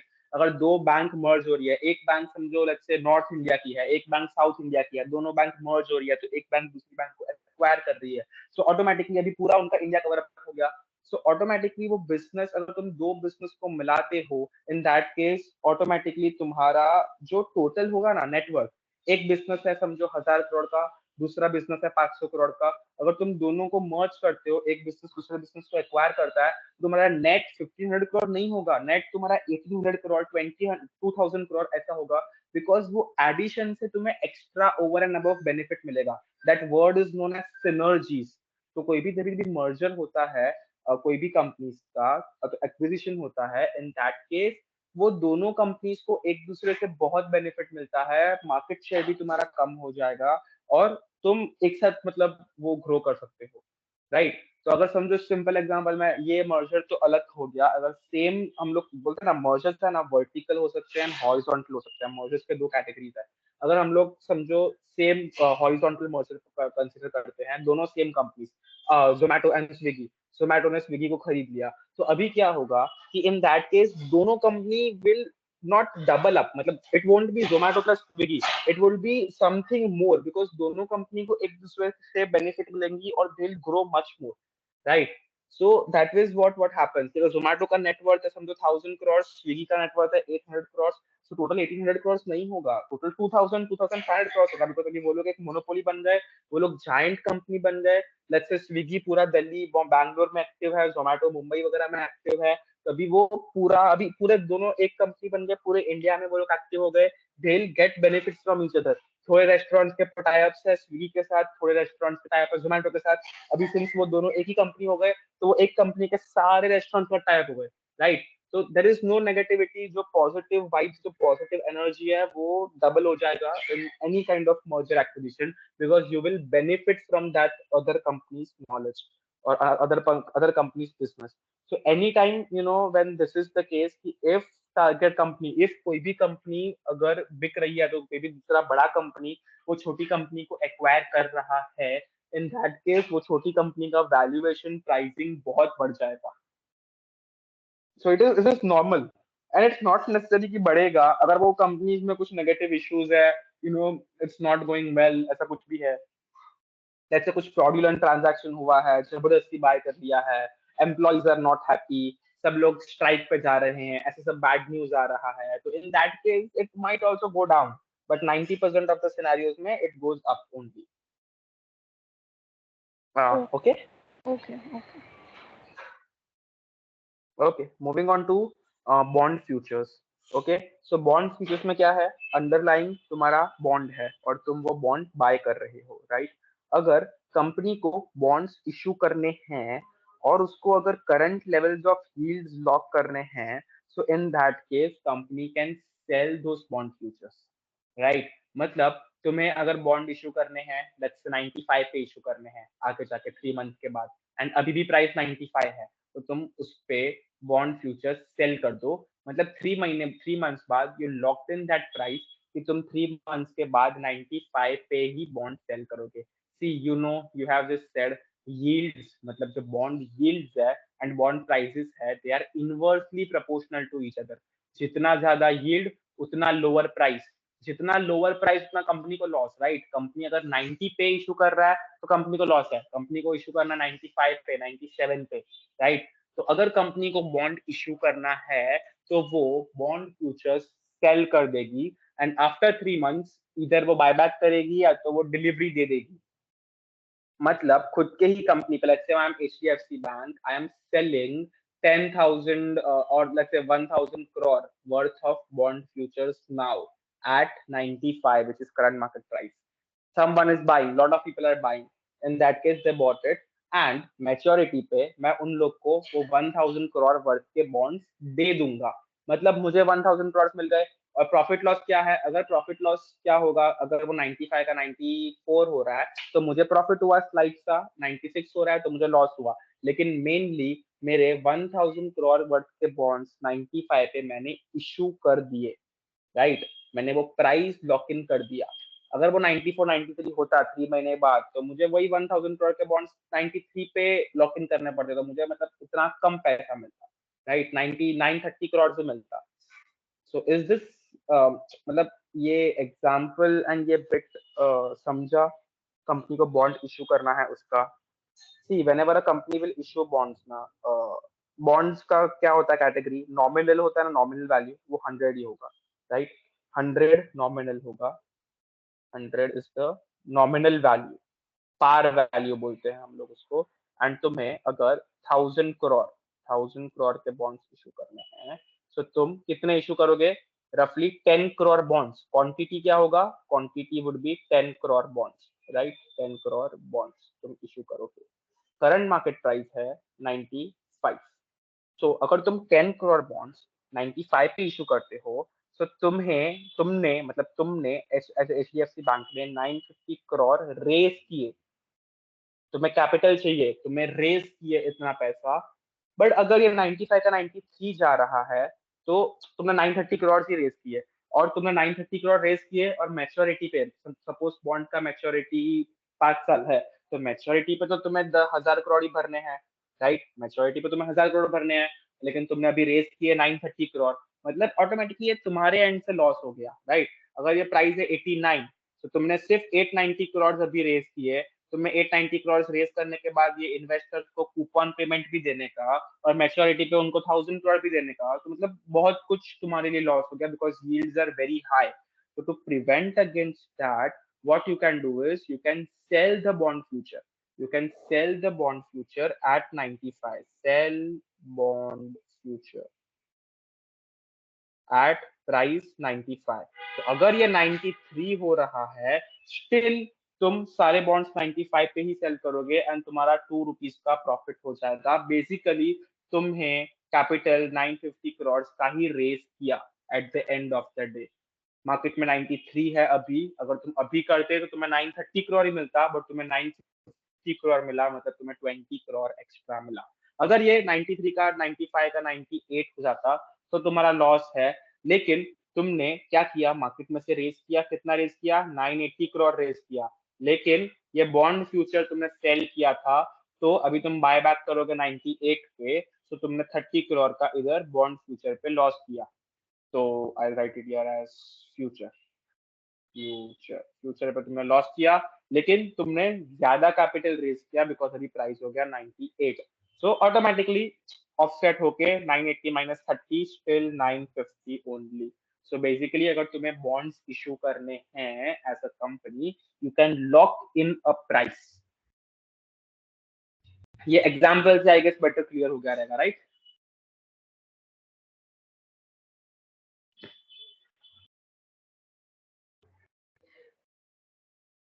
Any doubts? Yes, no, maybe. No. Okay. Ayushi. No, sir. Okay. This is one example. मतलब हाँ, बोलो बोलो। मतलब पेमेंट के टाइम पे ये हेज करने के लिए कभी भी बाय करना है और रिसीट के टाइम पे सेल करना है। नहीं, अभी डिपेंड करता ना, ये तो पूरा अलग ही केस हो गया। ये अपना इशूइंग बॉन्ड्स का केस हो गया। ये मतलब हर एक फ्यूचर का, हर एक का वो ऐसे ऐसे एक वो डिफाइन मत करो फॉर्मूला क्या है, कौन सा सिनेरियो है, उसके हिसाब से तुम्हें डिसाइड करना पड़ेगा। ओके, तो वो करेंसी का हो गया कि करेंसी के पेमेंट्स के टर्म्स में अगर तुम्हें पैसा मिल रहा है तो तुम सेल कर दो, और अगर तुम्हें पेमेंट करना है किधर, फॉरेन पेमेंट करना है, तो तुम करेंसी फ्यूचर बाय कर दो। बट ये केस में अलग है। ये केस में तुम्हें बॉन्ड, ये एक ही सिनेरियो है, इसमें बाय आएगा ही नहीं। अगर तुम्हें बॉन्ड्स इशू करना है तो in that case you will sell bond futures. ये एक ही वन लाइनर ऐसा हो गया। if you want to issue bonds, you have to sell bond futures। बस इसमें you want to not issue bonds का केस नहीं आएगा, मतलब इसमें दूसरा ऑपोजिट केस आएगा ही नहीं। तो this is one case, one example. दूसरा एग्जांपल यहाँ पे है नीचे। तो इसमें वो मत करना। शेयर्स में भी यहाँ पे जो टेक ओवर का है उसमें क्या है, तुम्हें वो शेयर का तुम्हें कंपनी का बाय करना ही है। In that case you will buy the index future no matter what. वो उसमें तुम सेल करने का सोचोगे नहीं, बिकॉज तुम्हें भी वो कंपनी को बाय करना है, राइट? तो वो कंपनी का फ्यूचर तुम बाय करोगे। करेंसी ही ऐसा है जहां पे दोनों ही अप एंड डाउन है कि तुम्हें अगर फॉरेन से पेमेंट मिल रहा है उसको हेज करना है तो तुम करेंसी फ्यूचर सेल करोगे, और अगर तुम्हें फॉरेन में पेमेंट करना है, वो सिनेरियो को हेज करना है, तो तुम करेंसी फ्यूचर बाय करोगे। एंड दोनों केसेस में प्रॉफिट लॉस हो सकते हैं। करेंसी फ्यूचर में दो एग्जांपल है, दोनों अपोजिट है, बाकी सब में एक एक ही एग्जांपल है। क्लियर? वो मिक्स मैच मत करना सिर्फ बस। एंड ठीक है, थोड़ा सा मतलब इसके बाद भी तुम लेक्चर के बाद भी रीड करोगे ना कोर्स नोट्स, तभी एकदम क्लियर हो जाएगा, डोंट वरी। अभी मतलब ऐसा मत सोचो कि नहीं, थोड़ा सा भी ऐसा लग रहा है कि स्लाइड से अभी ऊपर नीचे हो रहा है, इट्स ओके। इसको एक बार रिवाइज करोगे, इसका सम सॉल्व करोगे, फिर पूरा निकल जाएगा वो part, for sure. Okay guys, can you move ahead? Yes. If a company has a fixed rate loan, okay, अभी उसके पास अगर फिक्स्ड रेट लोन है, मतलब फिक्स्ड इंटरेस्ट रेट पेमेंट करना है, then in that case it can buy bond futures to hedge the risk of interest rate falling if it has a fixed rate loan। कि अगर उसका fixed rate loan है 8%, right? 8% का fixed rate loan है, और अगर interest rate fall हो रहा है, लेट्स से 8% 7% 6% हो रहा है, मतलब कंपनी काइंड ऑफ लॉस कर रही है। सब लोग कंपनी को बोलेंगे देखो मार्केट में तो इंटरेस्ट रेट 6% चल रहा है, आप कभी भी 8% पे लोन कर रहे हो, सो आप लोन पेमेंट कर रहे हो, so it does not make sense for the company. तो अगर कंपनी का फिक्स्ड रेट लोन है सपोज 8% पे, company can buy the bond futures, right? Company ने वही 8% के आसपास बॉन्ड फ्यूचर बाय किए। What would be the price of bond future? रफली 92 93 के आसपास रहेगा, बिकॉज मार्केट रेट इज 8%, तो 92 सब समझ लो 92 है। अभी वो 8% से गया 6% पे, तो कंपनी अपने फिक्स्ड रेट लोन पे तो ज्यादा पेमेंट कर रही है, मार्केट में है 6% इंटरेस्ट रेट, लेकिन कंपनी पे कर रही है लोन पे 8%, तो वो एक्स्ट्रा पे कर रही है। लेकिन ये बॉन्ड फ्यूचर तुमने बाय किया है तो उससे तुम्हारा प्रॉफिट हो रहा है, तो वो प्रॉफिट लॉस दोनों ऑफसेट हो जाएंगे। Very simple. This is not much difficult, but it's just with regards to again one scenario, इसका opposite scenario नहीं है, एक ही scenario है। Fixed rate loan है तो तुम bond futures buy करो, bond futures buy करोगे और interest rate अगर कम होगा तो bond futures पे तुम कमाओगे, लेकिन लोन जो तुम भर रहे हो उस पे तुम लॉस करोगे, तो वो प्रॉफिट लॉस ऑफसेट हो जाएगा। That's it. हमारा काम यूजेस देख रहे हैं ना हम लोग, उसमें ऑफसेट करना ही है एंड हेज करना ही है। Hedging is the main issue of derivatives, main issue नहीं, is the main advantage of derivative, and that is why derivatives are issued and derivatives are used mainly for hedging. So yeah, the last one, short term interest rate future, जो कि रह गया है, when now company has a floating rate loan, okay, company का rate, loan का rate change हो रहा है बार बार, फ्लोटिंग रेट लोन है, कभी 5%, कभी 6%, कभी 7%, ऐसा कंपनी का लोन है, तो लायबिलिटी उसका वैसा है। It can sell interest rate futures to prevent itself from rising interest rate. Interest rate futures का इंडेक्स का फॉर्मूला क्या है? 100 माइनस इंटरेस्ट रेट, राइट? अगर interest rate in the market 6% है, कंपनी ने लोन लिया हुआ है $1 मिलियन का, तो कंपनी को कितना पे करना पड़ेगा? 60,000। कंपनी को 60,000 पे करना पड़ेगा। सेम इसने इस पे इंटरेस्ट रेट फ्यूचर 94 पे IRF तुमने क्या किया? बाय कर दिया। IRF, you bought these IRF। अभी इंटरेस्ट रेट गया, okay sorry my bad, you sold this IRF, sorry, यहाँ पे भी सेल लिखा हुआ था ना, मैंने पता नहीं बाय किया। Company can cell it, okay, so you sold this IRF. Now after a few time, after 1 month or something, interest rates are 7%, तो तुम्हें वो लोन पे 70,000 पे करना पड़ेगा। लेकिन ये केस में 94 का 93 हो गया, तो अगर तो इस पे तुम प्रॉफिट करोगे, एक एक इसका प्रॉफिट करोगे, मतलब 1 रुपी का is good, and 1 rupee into you will multiply it with what ever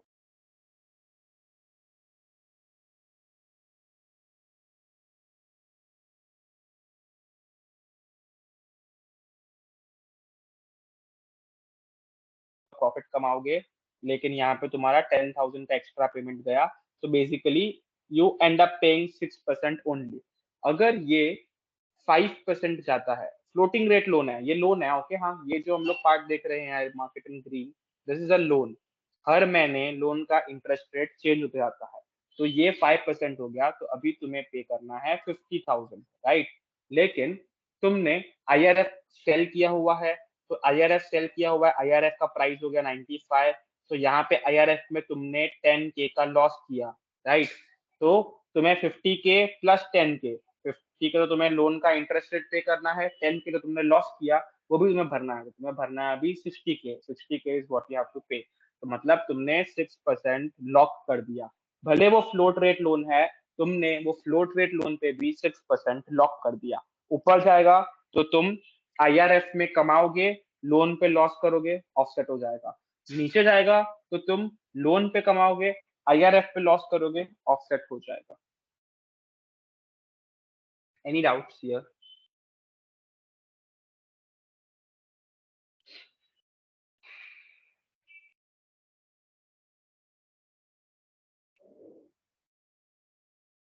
no.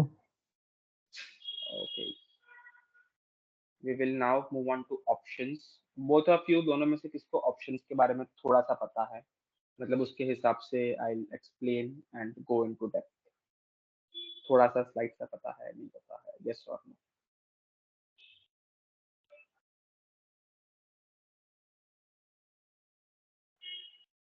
Yes, no, may be, okay. थोड़ा थोड़ा पता है। ओके ओके, ठीक है ठीक है। हम लोग तो जनरली स्क्रैच से ही देखते हैं, बट स्टिल मुझे मतलब आइडिया आएगा, मैं क्वेश्चन पूछूं ना पूछूं वैसा। So option is just like the future, but यहाँ पे तुम्हारे पास, like the word option, you have the alternative, you have the choice कि तुम अपना लॉस लिमिट कर सकते हो। फ्यूचर का पे ऑफ क्या था? एस टी माइनस के था, राइट, एस टी माइनस के अगर तुम्हारा 80 है, तुमने बाय किया हुआ है, हाँ ये है बाय का एग्जांपल दिख रहे हैं हम लोग, तुमने बाय किया हुआ है एस टी माइनस के, अगर एस टी 90 गया तो तुम्हारा प्रॉफिट होगा 10 रुपीज का, बट अगर ये 70 गया तो तुम्हारा लॉस हो गया -10 का। अभी तुम लोग को ये लॉस अवॉइड करना है, बिकॉज एस टी तो क्या पता 40 भी हो सकता है, एस टी 40 चला गया तो इन दैट केस तुम्हारा लॉस हो गया -40 का। तो ये तो लॉसेस तो कितना हो सकते हैं, तो इसको अगर if you are buying there is a option known as call option, तो ये केस में सेम चीज रहेगा, but you have the option to exercise, जो पे ऑफ है वो ऐसा हो जाएगा। So in this case this is the payoff a call option. when we look at call option is the right to buy that asset, okay, तुम buy कर रहे हो like a future buying, तुम buy कर रहे हो, you have the right to buy that asset but not the obligation। मतलब अगर तुम्हें buy कर, तुम्हारे ऊपर है, तुम्हें जो करना है करो, तुम्हें buy करना है तो buy करो, नहीं करना है तो मत करो, you have that option to do so। अगर strike price 80 है और asset का प्राइस हो गया है 100, राइट, एसेट का प्राइस हो गया 100, मतलब मार्केट में वो 100 रुपए में मिल रहा है, लेकिन तुम्हारे पास तुमने ये लिया हुआ है ऑप्शन, तो तुम्हें स्ट्राइक तुमने 80 का लॉक कर दिया है, right. So in this case you will exercise it, you will get a 20 rupees पे ऑफ, तो तुम्हारा प्रॉफिट होगा 20 का। अगर तुमने कॉन्ट्रैक्ट एंटर 80 पे किया, लेकिन वो asset, okay, the same asset is available in the market for 75, तुमने 80 रुपीज के शेयर को उसमें तुमने कॉन्ट्रैक्ट में एंटर हुआ, लेकिन अभी वही शेयर समझो 75 पे मिल रहा है मार्केट में, तो तुम 80 का बाय नहीं करोगे ना, तुम्हें अगर बाय करना तुम 75 पे कर लो मार्केट पे जो मिल रहा है उससे। तो in this case this match function will get applicable and your losses would be zero, मतलब लॉस तुम्हारा नहीं होगा। So this is what how the option works, you have the right to buy an asset. Same case में, वो case में भी हम लोग देख रहे थे, बॉन्ड फ्यूचर्स था, राइट, बॉन्ड फ्यूचर्स, ये फ्यूचर्स में तुम्हारे पास क्या था, तुम्हें बाय करना है, तुम्हें कुछ भी हो जाए तुम्हें वो अंडरलाइंग एसेट बाय करना ही है। ये केस में अगर मैं देखूं कि मुझे 10,000 शेयर्स बाय करने हैं, मैंने कॉन्ट्रैक्ट 80 पे एंटर किया हुआ है, this is the contract terms and condition, तो 3 महीने बाद कुछ भी हो जाए मुझे 80 पे बाय करने ही पड़ेंगे इन case of futures. In case of options, I'll enter into a call option and अगर वो प्राइस 80 के ऊपर होगा तो ही मैं बाय करूंगा, 80 के नीचे का तो मैं बाय नहीं करूंगा, सॉरी, बिकॉज मेरा लॉस हो रहा है, राइट, बिकॉज मुझे अगर 10,000 शेयर बाय करने हैं और वो 80 के नीचे जो 75 पे मिल रहा है, तो मैं सीधा सीधा 75 पे ही बाय करूँ ना, मैं क्यों इस सामने वाले को 80 दूं और फिर बाय करूँ, 50 रुपए का लॉस क्यों करूँ, राइट। तो this is a call option. इसमें तुम्हें कुछ वियर्ड दिख रहा है, कुछ वियर्ड लग रहा है?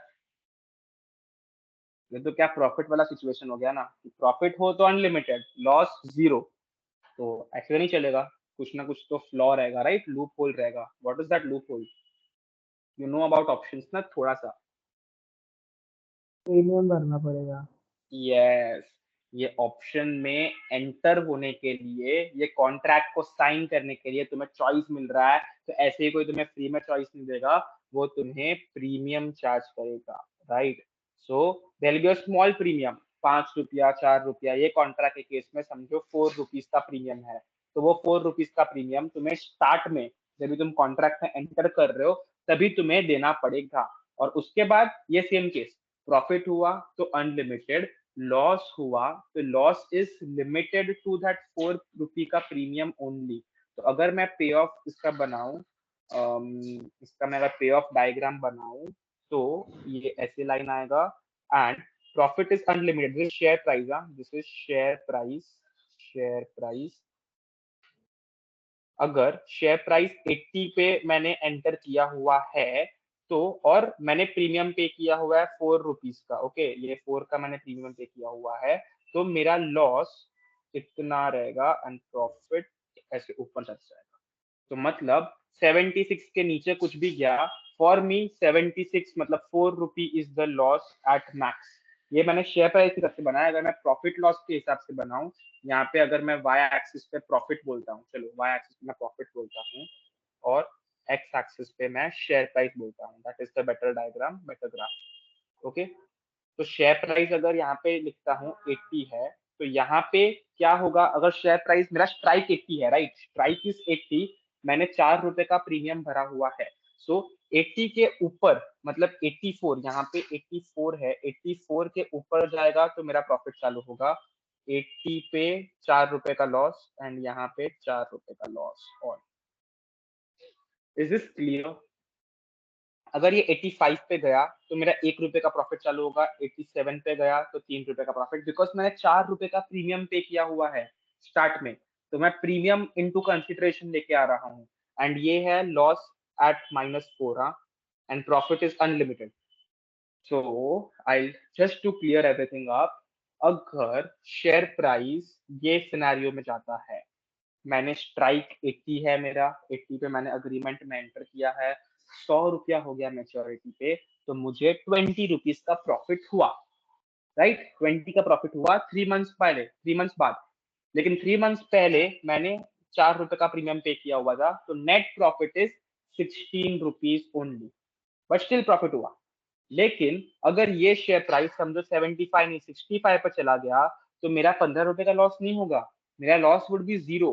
I have restricted my loss. My loss would be zero, but since I have paid the premium of 4, my loss would be just 4. तो लॉस तुम्हारा कभी भी प्रीमियम से ही होगा एंड मैक्सिमम प्रॉफिट जितना शेयर प्राइस ऊपर गया उतना। This is in case of call option when you are buying the asset, you have the right to buy the asset but not the obligation, मतलब compulsory bye नहीं करना है, तुम्हें bye करना तो करो, नहीं करना तो मत करो। तुम बाय कब करोगे, 85 के ऊपर गया तभी तुम बाय करोगे, बिकॉज तुम प्रीमियम भी देख रहे हो, ये केस में प्रीमियम को इग्नोर करते हैं, तो तुम 80 के ऊपर बाय करोगे, और 80 के नीचे गया तुम बाय नहीं करोगे। So that is the option that you are having. Any doubts?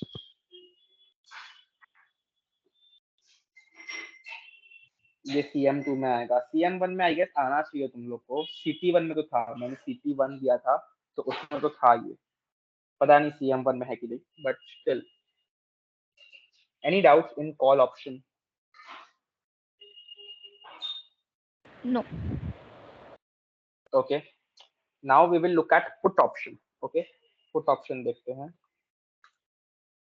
Put option is the right to sell a asset, मतलब तुम्हारे पास एसेट है, तुम्हारे पास उससे स्टॉक है, तुम्हारे पास 10,000 शेयर पड़े हुए हैं तुम्हारे अकाउंट में, तो अभी तुम्हें अभी नहीं बेचना, तुम्हारे पास 10,000, ओ सॉरी, इंक्रीज द साइज, तुम्हारे पास 10,000 शेयर्स पड़े हुए हैं, करंट मार्केट प्राइस है 80 का, तुम्हें बेचने हैं लेकिन अभी नहीं, 3 महीने के बाद बेचने हैं, राइट। वो कॉल था, वो उसमें कॉल में 3 महीने के बाद बाय होगा, ये पुट है, मतलब तुम बेसिकली सेल कर रहे हो। वहां पे कैसे हम लोग बोलते थे फ्यूचर्स बाय किया, फ्यूचर्स सेल किया, वैसा ये केस में हम लोग नंबर ऑफ शेयर सेल करना है हम लोग को 3 मंथ्स के बाद। सो अगर तुम नॉर्मल फ्यूचर के थ्रू सेल करते हो, so what is the payoff? Payoff would be K-ST, right. कि अगर तुमने अभी मतलब वो तुमने फ्यूचर, नॉर्मल फ्यूचर तुमने बेच दिया, सेल कर दिया, तो योर पे of is K-80, K is 80 and ST मतलब जो तुम्हारा शेयर प्राइस है मैच्योरिटी पे, अगर समझो वो हो गया 70 हो गया, तो तुमने 10 रुपए का प्रॉफिट कमाया। Is this clear?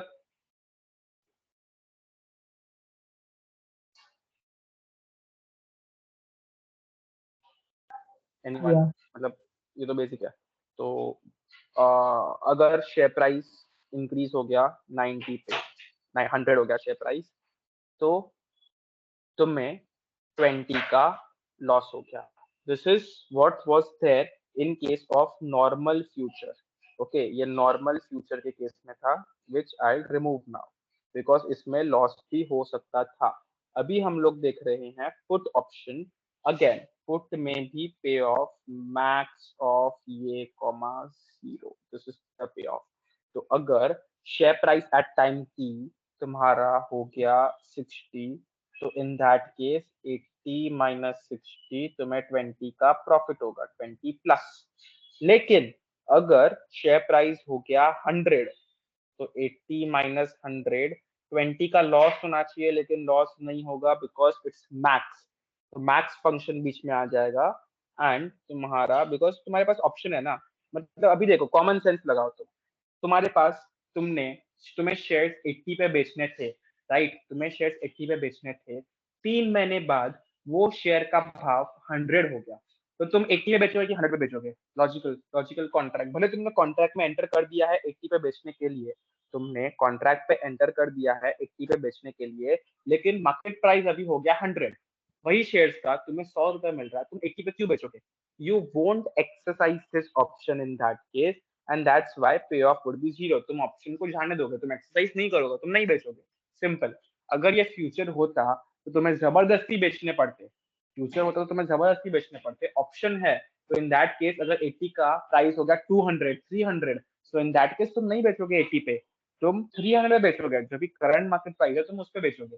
अगर 80 का मार्केट प्राइस 20 हो गया, 10 हो गया, बहुत गिर गया, तो तुम्हारे पास ऑप्शन है कि नहीं मैं अभी 80 पे ही बेचूंगा, मुझे फर्क नहीं पड़ता मार्केट प्राइस क्या है, मार्केट प्राइस हो गया है 10, स्टिल मैं 80 पे बेचूंगा, so in that case you will exercise. But अगर ऊपर चला गया तो in that case you won't exercise, so that is basically how the put option works.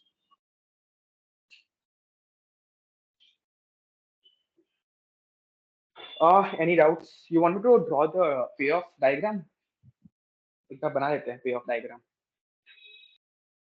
तो इसमें भी तुम्हारा लॉस, इसमें भी क्या होगा, ये तुम्हें ऐसे ही फ्री में कोई चॉइस देगा नहीं, तुमसे चार्ज करेगा प्रीमियम, तो maximum profit would be unlimited, right, मतलब मैं टेक्निकल नहीं जा रहा हूँ, अनलिमिटेड नहीं होगा, जीरो तक ही।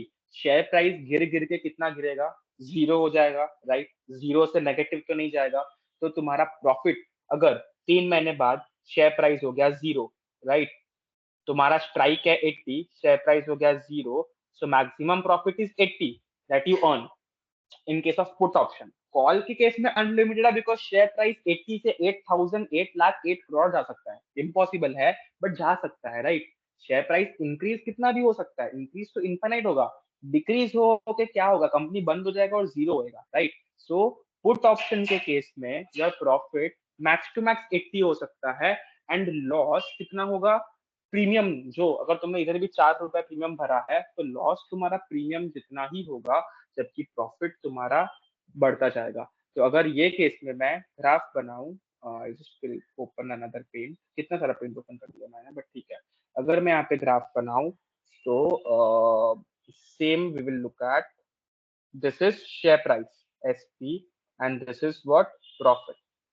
तो जैसे जैसे शेयर प्राइस गिर रहा है मेरा प्रॉफिट बढ़ रहा है, प्रॉफिट मैक्स टू मैक्स 80 तक ही होगा मेरा, and sorry my drawing is not so good, I try my best, but ठीक है, हाँ, अरे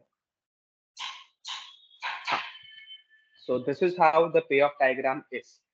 अगर प्राइस 80 का 80 ही रहा तो तुमने 4 रुपए का लॉस किया, यहाँ पे -4 है, हाँ -4, तुमने 4 रुपए का लॉस किया, 80 से लेके 100 हो गया, 150 हो गया, 200 हो गया, स्टिल लॉस तुम्हारा 4 रुपीज का ही फ्लैट है, पूरा पूरा फ्लैट 4 रुपीज का लॉस।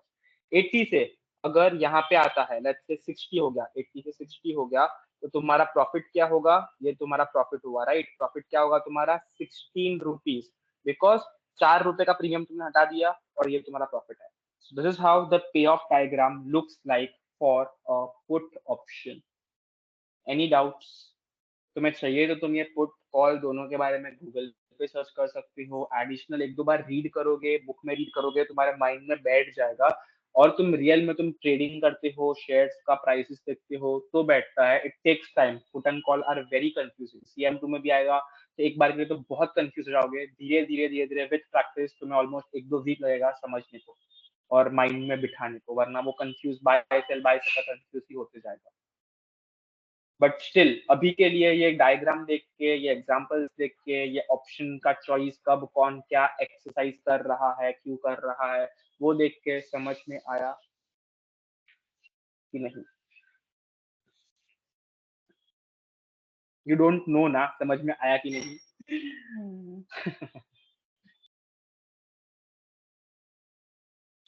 सीरियसली, यस और नो? मे बी है ना, नहीं पता कि डाउट कौन से एरिया में है, थोड़ा सा कंफ्यूज होगा। आई नो अभी मैंने भी ये ऑप्शंस वगैरह सीखा था तो बहुत कंफ्यूज हो रहा था, सिर्फ 20% समझा था, 80% बाउंसर ही गया था लेक्चर में। This was at Finstack and they were the best teachers. I am still not the best teacher, no one is the best teacher, but I tried my best to explain it.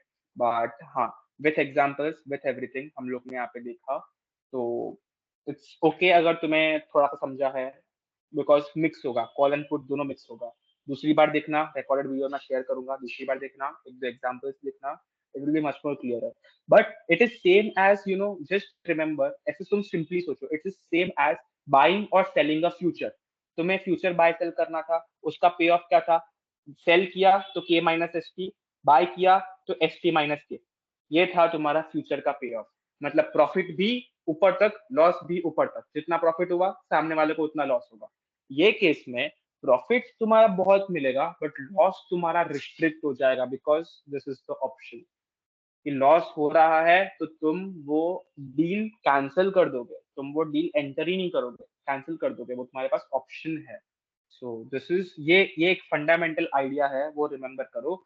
फिर जैसे तुम question पढ़ोगे, detail पढ़ोगे, तुम्हें समझ जाएगा। Remember this fundamental idea, profit unlimited, loss तुम्हारे पास option है कि तुम लॉस करो ही ना, तुम जीरो लॉस पे बात निकल सकते हो, कॉन्ट्रैक्ट कैंसिल करवा सकते हो।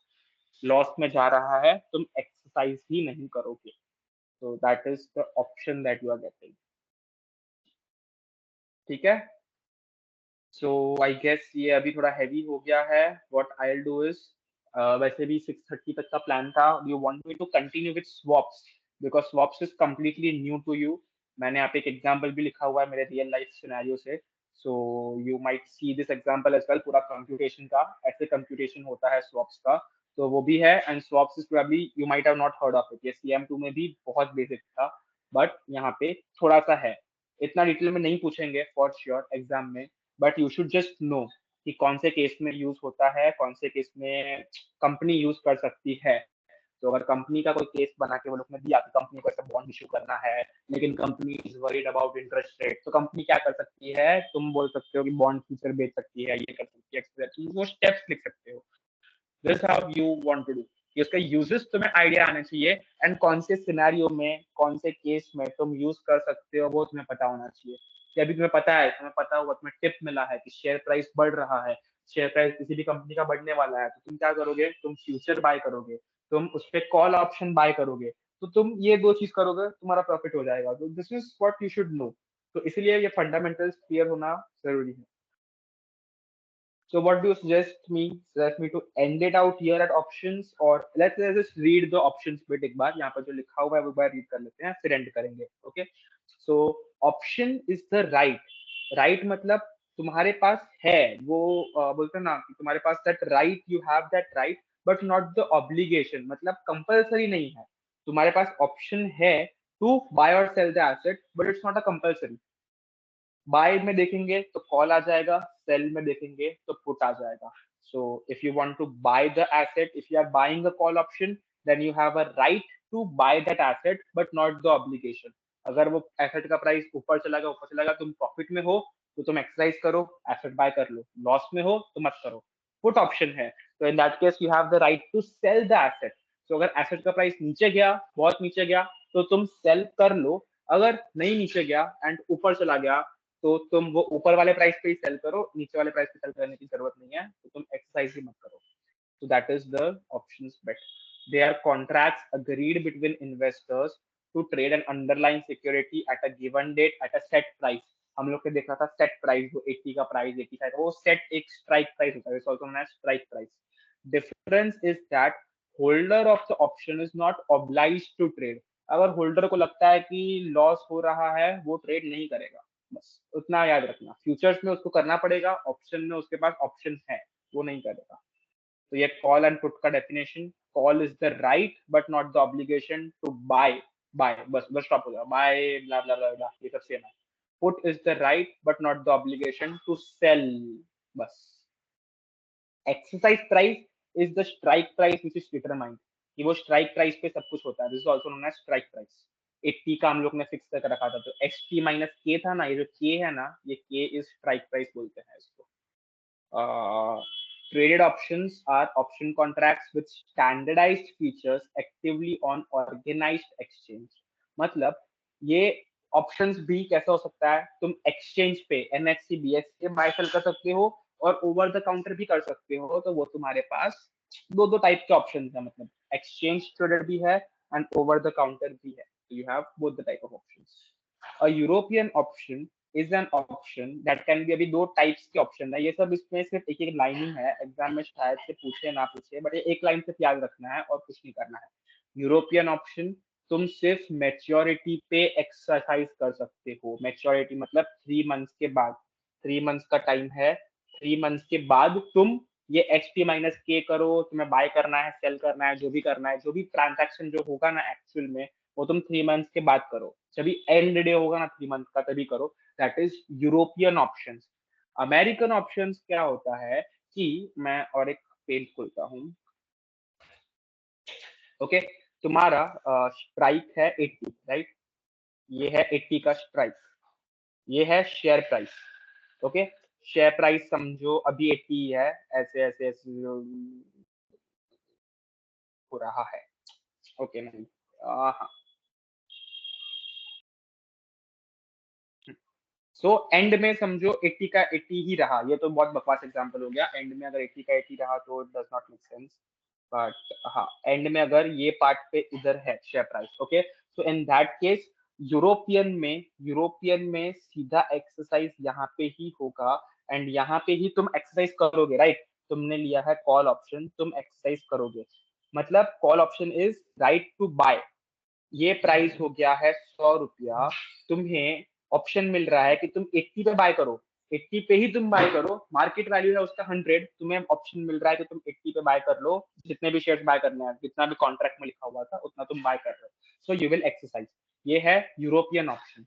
अमेरिकन ऑप्शन क्या है कि अमेरिकन ऑप्शन में तुम ये पीरियड, ये पूरा इतना बड़ा पीरियड है, ये पीरियड में तुम कभी भी एक्सरसाइज कर सकते हो, ये पूरा इतना पीरियड में you can exercise any time. So अगर तुम्हें लग रहा है कि ये यहाँ पे 80 से लेके लेट्स से 90 पे गया, तुम्हें लगता है अभी 90 से और ऊपर नहीं जाएगा, तुम यहाँ पे ही एक्सरसाइज करके खत्म कर दोगे, कॉन्ट्रैक्ट इज ओवर. तुमने यहाँ पे ही 90 पे ही तुमने एक्सरसाइज कर लिया और जो भी शेयर है बाय कर लिया, contract close, that's it, right. अगर नीचे जा रहा है तो तुम नहीं करोगे फॉर श्योर. जब भी तुम्हारा मन हुआ, तुम्हें लग रहा है कि नहीं यहाँ पे समझो 95 चला गया, तुम प्रॉफिट में ही हो, तुम्हें लग रहा है तुम सही प्रॉफिट में हो, तुम्हारा जब भी मन हुआ, ये 3 मंथ में तुम्हारा जब भी मन हुआ, जब भी तुम्हें लग रहा है कि मेरा प्रॉफिट एकदम बेस्ट है, right, in that case exercise. So ये तो मैंने एक डमी कर्व बनाया, रियलिटी में ऐसा कर्व भी हो सकता है, रियलिटी कैन बी मिसलीडिंग. तो रियलिटी में 80 से स्टार्ट हुआ, ऐसे ऐसे करके ऊपर गया, फिर फॉल हो के एकदम नीचे भी चला गया. तो in this case what will happen is, अगर तुमने यूरोपियन ऑप्शन लिया हुआ है, सो यूरोपियन में तुम्हें यहाँ पे करना पड़ेगा, तो यहाँ पे तुम्हारा लॉस हो रहा है, तुम एक्सरसाइज नहीं करोगे, so zero profit loss, zero, सिर्फ वो प्रीमियम गया वो गया. अगर तुम अमेरिकन में हो, अमेरिकन में तुम्हें पता है अमेरिकन ऑप्शन में कि प्रॉफिट मेरा अभी यहाँ पे एकदम टॉप पे है, राइट, तो तुम यहाँ पे की कहीं पे ही एक्सरसाइज कर लोगे और प्रॉफिट बुक करके निकल जाओगे. सो अमेरिकन में तुम्हारे पास और एक चॉइस है कि 3 मंथ में कभी भी तुम एक्सरसाइज करो. यूरोपियन में तुम्हारे पास ये नहीं है. सो ऑटोमेटिकली अभी मैं देखूंगा प्राइस, प्रीमियम किसका हाई रहेगा, अमेरिकन का हाई रहेगा कि यूरोपियन का हाई रहेगा प्रीमियम.